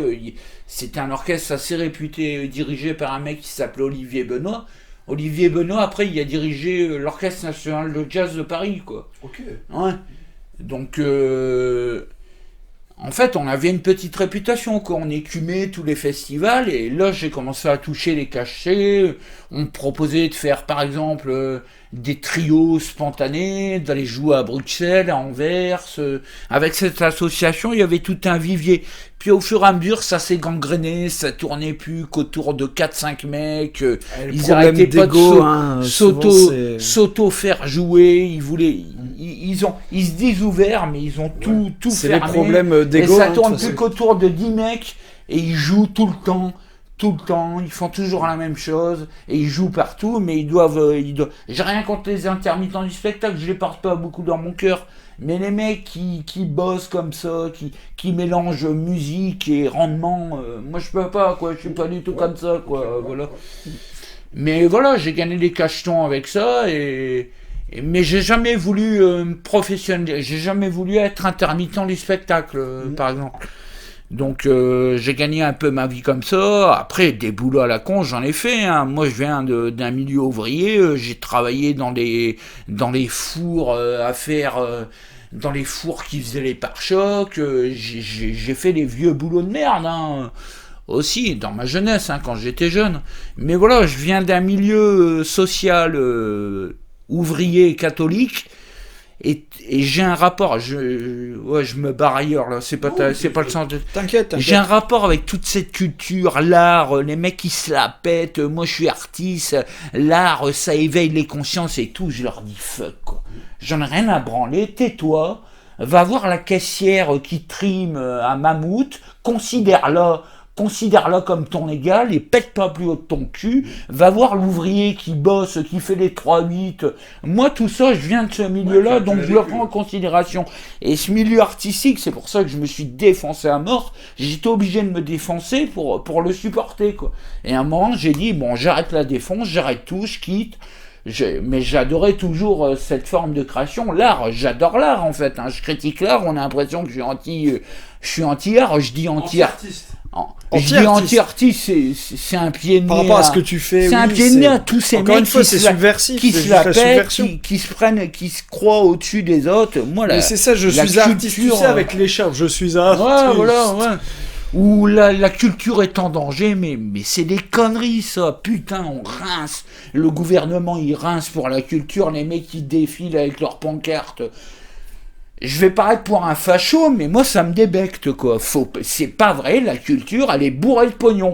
Et j'en sais pour preuve que je viens de ce milieu-là, j'ai encore des contacts avec des gens qui gagnent plein de thunes, ils font de la culture, quoi. C'est pas facho du tout de critiquer la culture subventionnée, hein. Ouais, voilà, les subventions, facho, les théâtres, à Paris, chez bourré de théâtre, il y a un théâtre à chaque coin de rue, ils font des spectacles à tour de bras, mais c'est des nullités absolues. Tu vas pas me dire qu'il faut pas injecter du blé dans tout ça pour que ça tourne, quoi. Bien sûr. Voilà, et puis d'un autre côté, les mecs de l'underground, je considère les mecs du black metal et tout, même les groupes un peu connus, les mecs, même les vieux briscards des années 90, les mutilations et compagnie, bah ça c'est du pur underground, quoi, c'est... De toute façon, ils gagnent toujours pas leur vie avec les mutilations. Voilà, ils ont tout compris, hein. Et puis ça, c'est un truc franco-français, quoi. Aux États-Unis, les musiciens, ils crèvent, hein. Je connais plein de groupes que j'adore. Ils travaillent à l'usine à côté, hein. Ils vivent pas de... Ça existe pas. Je fais 512 heures, je vais toucher, palper le chômage en même temps, Oui. j'ai rempli mes contrats, ça existe qu'en France, ça. Oui, Et oui. moi, ça me révolte, quoi. Ouais. Je suis pas du tout là-dedans. En fait, on se posait la question aussi, donc ça, en fait, le lien est tout trouvé, c'est que sur tes photos, par exemple, si on te suit sur les réseaux, on te voit avec du merchandising black metal, souvent. Oui, Là, tu oui, parles de black oui. metal. Donc, en fait, ma question, c'est avec ton parcours, est-ce que tu peux nous citer maintenant, parce que je pense que ça peut intéresser les gens qui regardent les entretiens du Terry, c'est plutôt black metal, on va dire. Bon, ce métal extrême en général. Oui, mais bon. Et est-ce que maintenant tu peux nous citer une liste de groupes qui trouvent grâce en fait à tes yeux? Bah, je suis vieux, hein, donc je vous dis, pour moi, absurde, c'est absolument phénoménal, quoi. Oh putain, Oh merde, on a politisé la chaîne. c'était pas C'est attendu. pas voulu. C'était pas attendu du Pourquoi tout. Pourquoi pas c'est attendu. nazi absurde? Il paraît. C'était pas Ah ouais, vrai, ok, mais ok. j'adore absurde, quoi. Pour Après, moi, il y a c'est des le groupes- black metal underground par excellence, quoi. Ça Après, c'est moi tue, qui quoi. dis ça, mais il y a des groupes qui font plus ou moins la même chose qu'absurde, qui ne sont pas absurdes, tu vois ce que je veux dire. Oui, C'est- mais... Mêler black un peu vénère avec un peu de folk, etc., Ouais. ça existe. Non, mais c'est justement aussi, c'est mon côté grinçant, quoi. C'est justement parce qu'ils sont estampillés nazis que je vais aimer, quoi. Ok, ouais. Non, mais je Juste pour déconne. faire chier le monde, Je quoi. déconne. Hein, C'est je juste déconne. pour faire chier le monde et être super. Je déconne, il y a un côté, le black metal totalitaire, mais je les vois comme des ridicules, quoi. C'est tellement foutre des croix gammées, des trucs, Satan, nazi, tout ça, mais c'est tellement, c'est du grand guignol pour moi, quoi. Voilà. Absurde, c'est encore différent. Déjà, leur pochette, il n'y a jamais de signe, j'ai remarqué, de sigle, nazi, tout ça. C'est toujours des monstres, c'est un côté, il y a encore ce côté, l'esthétique métal, folklorique, tout ça. Mais je suis un dingue, hein, le mec. Ouais, c'est des fous. Hein. Mais j'adore leur musique, j'y peux rien, quoi. Mais après, ouais, les incontournables, quoi. Immortal, c'est les 3 premiers albums, ils sont absolument excellents, bien sûr. quoi. Parler de Bourzoum aussi, c'est fantastique. Bourzoum, mais c'est estampillé Un nazi jour, aussi, on ira en Bourzoum, prison on n'a pour pas dire le droit que Bourzoum d'aimer c'est bien, Bourzoum. mais je veux dire, c'est quand même super cool, quoi. Ouais, puis j'en oublie, mais il y a des Satyricon, France en Ouais, parlait, t'en ouais. parlais. Tu parlais de Satyricon. Les débuts. Ouais, les débuts, Ouais. ben moi je te dis, je dépasse pas les années 2000. Hein. Après, si dans le black metal français, la scène actuelle, tout ça, je vois des labels, je m'y intéresse un peu, ils sortent des trucs, je te dis, on parlait de Monarque, même Nord, tous ces mecs-là. Il y a un mec, un copain, moi, il fait Croix de Fer. Bah, c'est hyper estampillé, c'est tous les trucs, il met les porte-avions, tout ça. Des avions Non, de c'est la pas guerre. Croix de Fer, c'est Tombeau de Fer. Tombeau de fer, Et, ouais. et voilà. c'est des sous-marins. Ouais, mais il est Eh super ben, sympa. c'est ce vachement mec. cool. Ouais, c'est bien. vachement cool ce qu'il fait. Ouais. Tombeau de Fer, c'est Bah, c'est super un cool. copain Ouais. de Facebook, Bah, on il m'a s'entend envoyé, bien. je voulais commander un Scud. Je lui ai demandé si c'était un concert. Il me dit, bah, je te l'envoie. Il me l'a envoyé avec le Ouais, poster il est et tout. super J'ai même cool, pas le payé. Donc, En plus, j'ai on pas a, lui, on a donc le cool. même casque militaire allemand. Ah ouais, non. On s'en est parlé. Tombeau de Fer, ouais. c'est vraiment super bien. C'est super bien, ouais. Mais Il là, y a des trucs aussi, ouais, Monarque. Il y a une fille aussi que je suis, j'adore. Elle est très catholique. Elle faisait un groupe. Vous devez la connaître. Hein, ça doit faire partie de vos amis. Merde, comment elle s'appelle? Elle a un peu notre âge, fin de la cinquantaine. Ah. c'est pas Emeline? Non, je sais plus. Pas gâteau, Emily. Non, c'est pas toi. Pas la cinquantaine non plus. Non, elle est très. C'est pas Mercure? Non, elle est très catholique. Elle a fait un groupe qui a un peu marché. Et c'est du super black metal actuel, quoi. Ok. Ouais. Donc on... Mais sinon, ma cam, c'est plutôt death, trash, heavy, black metal, mais 19s. Alors justement, on parle de black metal français. Est-ce que tous les délires un peu sur les Légions Noires, t'aimes bien? Ah ouais, ça, j'adore. Ouais. j'imagine On n'a plus. pas une Mutilation. Mutilation, mais même en fait Mutilation, c'est le plus connu. Ouais. Oui. Mais t'as plein de groupes, c'est Mais le. je vais c'est encore le passer deep, pour un c'est facho, mais Peste Noire, j'aime beaucoup, quoi. Ouais, ok, ouais. Bon, c'est pas les Légions Noires, mais ouais, oui. Non, mais voilà, je trouve que c'est un black metal, le mec, c'est loin Il y a d'être... du texte. On le voit souvent oui. avec une batte de baseball, on dirait un gros bourrin qui va casser, je dirais pas le terme, quoi. Mais en fait, Schmeck, il sait écrire. Il y a toute une culture du Moyen-Âge et tout. Je l'ai entendu conter des contes du Moyen-Âge avec une mandoline, un orgue et tout. C'est pas un bourrin, le mec. Il vient pas de rien. Il y a une culture. Et Maison Herlequin, là, ce qu'il produit. La Mini Herlequin, c'est une super. C'est une super maison de disques, quoi. C'est pas des débiles, des skinettes tarés qui ont rien dans le ciboulot. Hein. Après, c'est un choix, mais Schmeck, il a quand même été crapahuté en Ukraine, il a fait la guerre, c'est un pur, quoi, c'est un vrai, quoi. Après, je suis pas du tout dans son idéologie, j'aime pas du tout ses idées. Il est un peu contradictoire sur beaucoup de choses. Contradictoire aussi, mais comme tout le monde est après, l'image que les gens ont de Peste Noire, c'est l'image que Famine veut bien rendre. Il aime beaucoup le côté sulfureux, mais il a énormément joué sur le côté je fais du black metal, mais en fait c'est terroir, c'est bof aviné, mais un peu rack. Donc la réputation qu'il a, il l'a voulu, il la mérite. Après, j'aime beaucoup Peste Noire quand même, de toute façon. Mais il a voulu la réputation qu'il a, et en ce sens, c'est peut-être anti-artistique dans le sens où c'est subversif, et ça fait qu'il est blacklisté de partout. C'est un côté subversif aussi. France, il peut et dans le métal, même ailleurs, dans le métal extrême, pour moi, ça doit faire peur aux gens qui ne sont pas dans le métal. Donc il a tout compris, mais de ce fait, il est blacklisté, puis il gagne à peine sa vie avec, et il en paye le prix, quoi. Mais c'est tout. Que ce soit malheureux ou non, c'est pas le but. Ce sont des faits et ma vision des choses. C'est tout un truc qui fait partie aussi de la mythologie du métal, mais même dans le thrash metal des années 80 et tout, tu retrouves des croix allemandes, tout ça. Il y a toujours eu ça dans le métal, des casques à pointe. Tout ça, dans leur imaginaire, ça fait. Et même, tu vois, le logo de Kiss, ça a fait un buzz à un moment. Il y a des années de ça, des décennies de ça. Kiss, il y a 2 S. C'est SS. Ils sont juifs, les mecs de Kiss. Ils sont juifs. Def SS, vous connaissez Def SS aussi, c'est super, ça. C'est du métal, du heavy metal. Et horror metal, c'est bien. Alors, j'ai une réflexion là qui m'arrive. Moi, j'adore le film Dead Snow, où c'est des zombies nazis parce qu'ils retrouvent une pièce. Dans le film, en Norvège, ou je sais plus où, ils retrouvent une pièce, et t'as les zombies nazis qui sortent du sol. Ça doit être bien. Les fans d'horreur trouvent ça super cool. Mais alors, pourquoi un groupe de musique qui parle de nazis pour délirer, ils sont catalogués C'est vrai. Non, mais c'est con, ça vient de m'arriver là. De Dead Snow 2, enfin, je n'ai pas grand chose à dire, c'est mais les nazis contre les communistes. Dans Dead Snow 2, t'as des zombies communistes qui s'éveillent aussi. Et du coup, les zombies nazis se bastonnent avec les zombies communistes. C'est dans un contexte historique pour le film en plus. La région de Norvège où ça se passe. Après, c'est sûr qu'il y a des groupes de NSBM qui rigolent pas, quoi. Et ça, j'aime moins. Enfin, Turner, par exemple, c'est ultra sérieux. Hein. J'y adhère pas, quoi. Quand t'appelles à tuer tous les juifs et tout, voilà, quoi. Faut arrêter, quoi. Oui.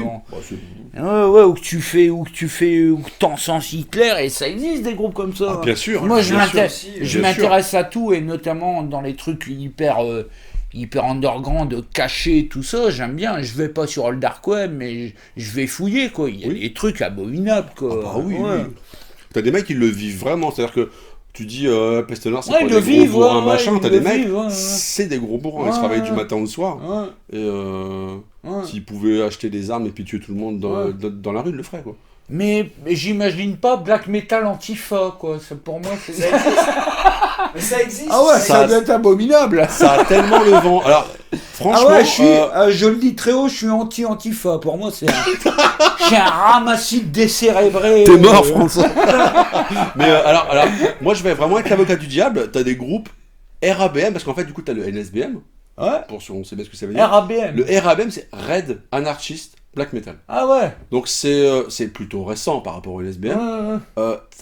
Généralement, le groupe moyen des RABM est aussi nul que le groupe moyen de NSBM. Y a rien, c'est nul. Mais j'aime bien les trucs. Mais il y a des super bons groupes. Et tout. Ouais, mais pas forcément dans le black. Bien sûr. Mais ça a un sens. C'est dans les années, c'est sous Thatcher, dans les années 80. Quoi. On n'est pas en France sous Macron, quoi. Un antifa sous Macron, ça veut rien dire. Exactement. Il y a un climat à l'époque des groupes que tu cites. Il y a un climat qui justifie. Voilà, qui justifie tout ça. Et du coup, c'est presque de la. Sans parler de militantisme, la révolte, elle trouve un sens Les mecs, ils combattent quelque chose. Tu dis sous Thatcher, le mec, il peut se faire blacklister par rapport à son groupe. Voilà. Les flics qui viennent chez eux, ils l'emmerdent. Alors, être antifa maintenant, c'est dans le camp du bien. Donc en fait, tu risques rien à être dans le camp du bien. Par contre, ce qui est sûr, c'est qu'il y a des groupes antifa qui sont super cool. T'en as vraiment. Oui, je veux bien te croire. Hein. Tant que la musique est J'ose espérer que tous les Je dis ça comme ça, hein, t'es pas obligé de le mettre.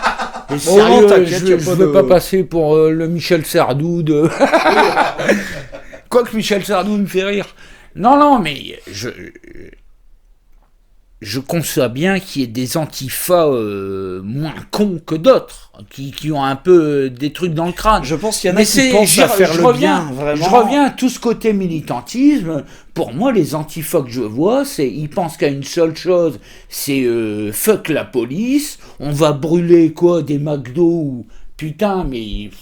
Alors que c'est Burzum qui tirait sur les McDo. Faites gaffe, les antifas, vous êtes associés à Burzum. Ils font la même chose que Burzum, En fait, le problème... Le vrai antifa de base, il va au McDo. En fait, ouais, c'est vrai. Et le vrai problème, c'est... en fait, dans la musique, t'as les extrémismes. Quand c'est au niveau culturel, sur la musique, sur le message et tout, etc., tant que c'est artistique, pour moi, il n'y a pas de souci. Parce que c'est du métal extrême. Après, si les mecs vivent de la même manière qu'ils font de la musique par idéologie, ça commence à me poser problème parce que moi j'ai tendance à être assez bienveillant quand même. Ouais, moi aussi. Hein, pas aimer les extrémistes dans la vie. Personne n'a envie de rencontrer quelqu'un dans la rue et qui te dise toi t'as ça, je te bute parce que t'es noir, parce que t'es juif, parce que t'es gros, parce que t'es voilà. Je pense qu'on est tous humains. Donc voilà, c'est juste ce que je voulais dire. Mais par contre, on s'est un peu égaré, on va pas parler politique, c'est pas l'endroit. Sur ce sujet, pourquoi aujourd'hui on parlait de contexte social pour le fait qu'à telle période, à tel endroit, il y a eu des groupes antifa, etc. Pourquoi aujourd'hui il n'y a pas des groupes anti-Macron en fait? Parce que quand je parle à des gens qui viennent de la gauche, de la droite, de l'extrême gauche, de l'extrême droite, dans mon entourage, parce que je côtoie un peu tout le monde, tout le monde est d'accord pour dire Macron dégage en fait. Pourquoi il n'y a pas un groupe de métal extrême anti-Macron ou de punk anti-Macron? Bon, ça doit peut-être exister du punk anti-Macron. Tout le monde est d'accord là-dessus. Donc pourquoi ça n'existe pas? Un groupe qui arrache bien, un groupe de black metal anti-Macron. Qui s'appelle Traverser la rue. Non, et voilà, c'était la petite digression politique, y a pas de souci. Ici, la parole est libre, je l'ai toujours dit. Peu importe les idées de chacun, on est là pour parler musique et si les gens veulent développer sur d'autres sujets, il n'y a aucun problème. C'est ça qui pousse à la réflexion, c'est de donner la parole à tout le monde. Pour moi, c'est ça la vraie démocratie, la vraie diversité. Je suis pas du tout engagé dans un. En plus, tu n'es pas engagé, t'as des sorte de combat. Voilà, quand je dis je suis anarchiste ou je sais pas quoi, je me considère plutôt, pour moi je viens de la gauche, hein, voilà, j'ai voté à gauche dans ma vie, j'ai très peu voté parce que voilà, mais j'ai jamais voté à droite, j'ai toujours voté à gauche, mais pour moi la droite, la gauche, tout ça, ça n'existe plus. C'est devenu un cirque aujourd'hui, le vote. Il n'y a plus de politiciens, c'est que des mecs qui font du commerce, des représentants de publicité, chez les mecs qui sortent des écoles. L'ENA souvent. Sciences Po, regarde Sciences Po, la chienlit pour employer un mot du général de Gaulle, mais regarde les gens de Sciences Po, quoi. Ils sont bêtes, quoi. Voilà, c'est bête de faire ça, quoi. D'appeler à presque tuer celui qui est pas d'accord avec toi. Ça c'est chaud. Le délit d'intention, le délit d'idée, il est non, chaud, donc il y a des trucs qui m'énervent et je constate qu'il y a beaucoup plus de trucs qui m'énervent à l'extrême gauche qu'à l'extrême droite. Mais voilà, c'est comme ça. Après, je suis apolitique et puis je suis pas militant, quoi. J'aime pas les militants, quoi. Voilà. Ouais, tu l'as dit tout à l'heure. De toute façon, à partir du moment où on fait de la musique, on est censé préférer ce qu'on fait au message politique. Moi, je me bats contre la politique dans la musique sur certains aspects, du moins dans le métal. Pour moi, la politique n'a rien à faire, même s'il y a des courants qui l'utilisent par idéologie. C'est un vecteur, ok, mais ça reste une petite poignée.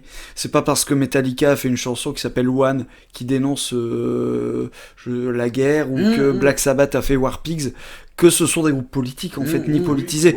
Ils ont fait sur des sujets politiques, mais c'est une chanson sur la discographie, il y en a peut-être plusieurs. Tu peux parler sur n'importe quel sujet, quoi. Pour moi, je l'ai dit récemment, le métal ne devrait pas être politique dans sa manière générale. Il faut que ce soit un faible pourcentage. Et puis voilà, la politique dans la musique, elle est sur les scènes punk hardcore, les dérivés, aller, on va dire, vers le grind, etc. Puis t'as la mouvance NSBM qui est discutable. Bon, moi, si la musique est bien, ça me gêne pas, mais c'est tout, quoi. Je m'arrête là. Voilà. Bon, pour cette petite digression, on a beaucoup fait le tour. En tout cas, je sais pas si tu as un sujet à aborder encore, Axel, ou toi, Potier, que tu veux, qui te tient à cœur. On a fini vraiment en mode feu d'artifice, là, je crois que ça a mitraillé. Vous, c'est probablement votre dernière émission, hein, pour votre information. Probablement ma dernière émission. Ça a mitraillé à balles réelles. On se serait cru à le truc de Polak, là, où il se foutait sur la gueule avec le professeur Choron, vous avez peut-être pas connu. Si, c'est le mec qui brûle de l'argent, là, ou non, ouais, ça c'est Gainsbourg. Ça c'est Gainsbourg. Vive les assassins, vive les meurtriers, on va s'emmerder. C'est l'émission de Polak, Michel Polak. L'émission de Droit de Michel réponse. Polak. Droit de réponse. Mais c'est ça que j'adore, il faut de la polémique, il faut discuter, il faut avec débattre. Choron qui insulte les lycéens. Ouais, chez les petits cons, ils savent que dalle. Mais moi j'aime bien, j'ai cette culture là aussi, on en a pas parlé, mais tout ce qui est Harakiri, le journal Harakiri et tout, j'adore ça. J'adore ça, Gottlieb et tout. Edika, tout ça, c'est excellent. Nous-mêmes, je pense qu'on est des vieux coréaques en fait, et puis c'est bon. Même un mec plus proche de nous, Riyad Satouf, je le trouve excellent, notamment son premier personnage, Pascal Brutal, je lisais ça, c'est excellent. Ouais, c'est une BD, c'est un personnage, c'est son premier de Riyad Satouf. C'est super marrant, c'est excellent quoi. La culture post-68 avec des personnages, Harakiri, c'est post-68 quoi. C'est vraiment un truc ultra trash. Ah ouais, c'est hyper trash, hein. Mais attends, c'est inconcevable. Maintenant, tu peux plus. Hein. Et pourtant, c'était à gauche. Ouais. Et pourtant, c'était à Dénoncer. Enfin, c'était encore une fois, c'était trop anard quoi. Il y avait Renaud, Coluche et tout qui gravitaient autour de ça, mais il y avait des mecs, Pierre Desproges, lui, il est de droite, hein, Pierre Desproges, c'est pas un gauchiste. Hein. Voilà, il y avait aussi bien les mecs de droite que de gauche, c'était tous les mecs qui aiment bien foutre du poil à gratter dans la bien-pensance, quoi. Voilà, Bon, sur ces bonnes paroles, on va conclure là. Est-ce que tu as juste des projets à venir? Tu continues tes vidéos sur Facebook? Est-ce que tu as des trucs que tu aimerais bien mettre en place? C'est le moment de nous dire un peu ce que tu prévois pour l'avenir. Alors, on a un concert de prévu avec mon groupe 20e siècle. Là. Je dis que c'est le style, c'est art rock, variété sombre. On joue en pleine Cambrousse à la Tire-Mande chez un copain, il y a une grange, tout ça.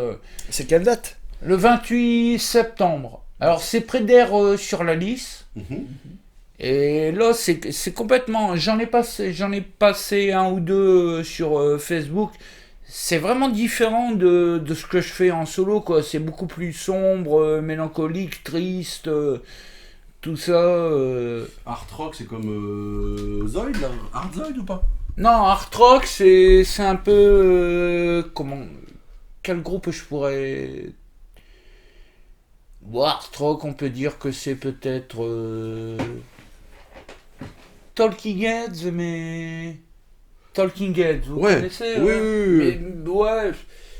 Enfin, ils ont gravité autour de ça. Non, mais je dis art rock parce que j'aime bien le terme. Ouais, ça me fait penser aussi... Roxy Music aussi, on peut dire que c'est du art rock. Après, je me gourre peut-être, mais j'aime bien mélanger le mot art, rock, et puis variété sombre, quoi. Rock, variété, tout ça. Ouais, c'est assez... Donc sur scène, vous êtes plusieurs? On est 4. Okay. Il y a un sax, une basse, une batterie, et moi au synthé, à la voix, il joue de la trompette, et un peu de sax aussi. Ouais. Et j'aime beaucoup ce projet, j'aime beaucoup ce groupe, quoi. J'aime beaucoup les gens, c'est des gens, des vrais amis, quoi. Je connais depuis très longtemps. Donc on va jouer là. Après je rejoue au même endroit, mais en octobre. Mais là je fais mon solo, ça sera certainement filmé, donc j'en mettrai des bouts. J'en mettrai des bouts sur le réseau, ouais.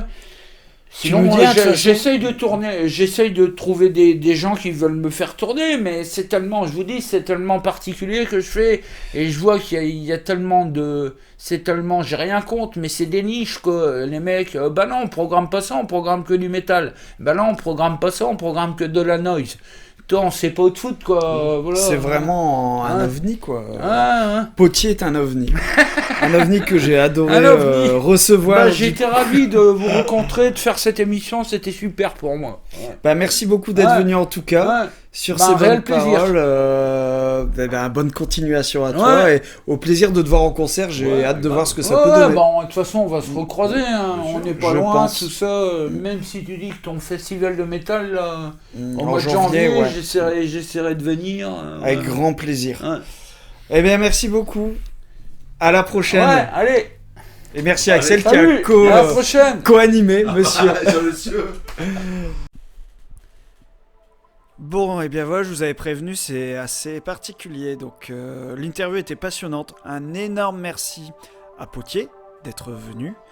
Et un énorme merci à Axel de m'avoir assisté dans cette interview. Pour le moins un peu particulier parce qu'il est vrai qu'on s'éloigne des sphères du métal extrême. Mais au final, pour l'avoir vu en concert au CCL, au Centre Libertaire et Culturel de Lille, j'ai assisté à une prestation expérimentale qui était dans un esprit très très sombre et au final black metal, bien que la musique n'en soit pas. On s'est un peu éparpillé, on a un peu parlé de tout et de rien. J'ai trouvé Potier chaud patate à parler de plusieurs sujets qui peuvent être problématiques aujourd'hui, mais ça n'engage que lui, il n'y a aucun souci. Comme je le dis souvent, chez moi la parole est libre et les gens viennent parler de ce qu'ils veulent, même si mon projet reste musical. Ce n'est pas moi qui aborderai les sujets sociaux, politiques ou ce genre de choses qui font hérisser les cheveux de certains aujourd'hui. Pour ma part, j'étais enchanté de le recevoir, je trouve qu'on a été au fond des choses, que ça fut passionnant, et c'est une preuve, une fois de plus, que l'art peut être assez varié, bizarroïde, et même anti-artiste. Si vous n'aimez pas, vous passez simplement votre chemin. Merci à ceux qui ont tenu jusqu'au bout, car c'était une interview assez éprouvante. Je vous laisse avec le blues noir du Terril, que Potier a bien voulu m'enregistrer, et que je diffuse donc dans son intégralité avant le générique de fin. Merci à tous, on se retrouve le mois prochain sûrement pour un nouvel entretien Unteri. Au revoir et bon Halloween à vous.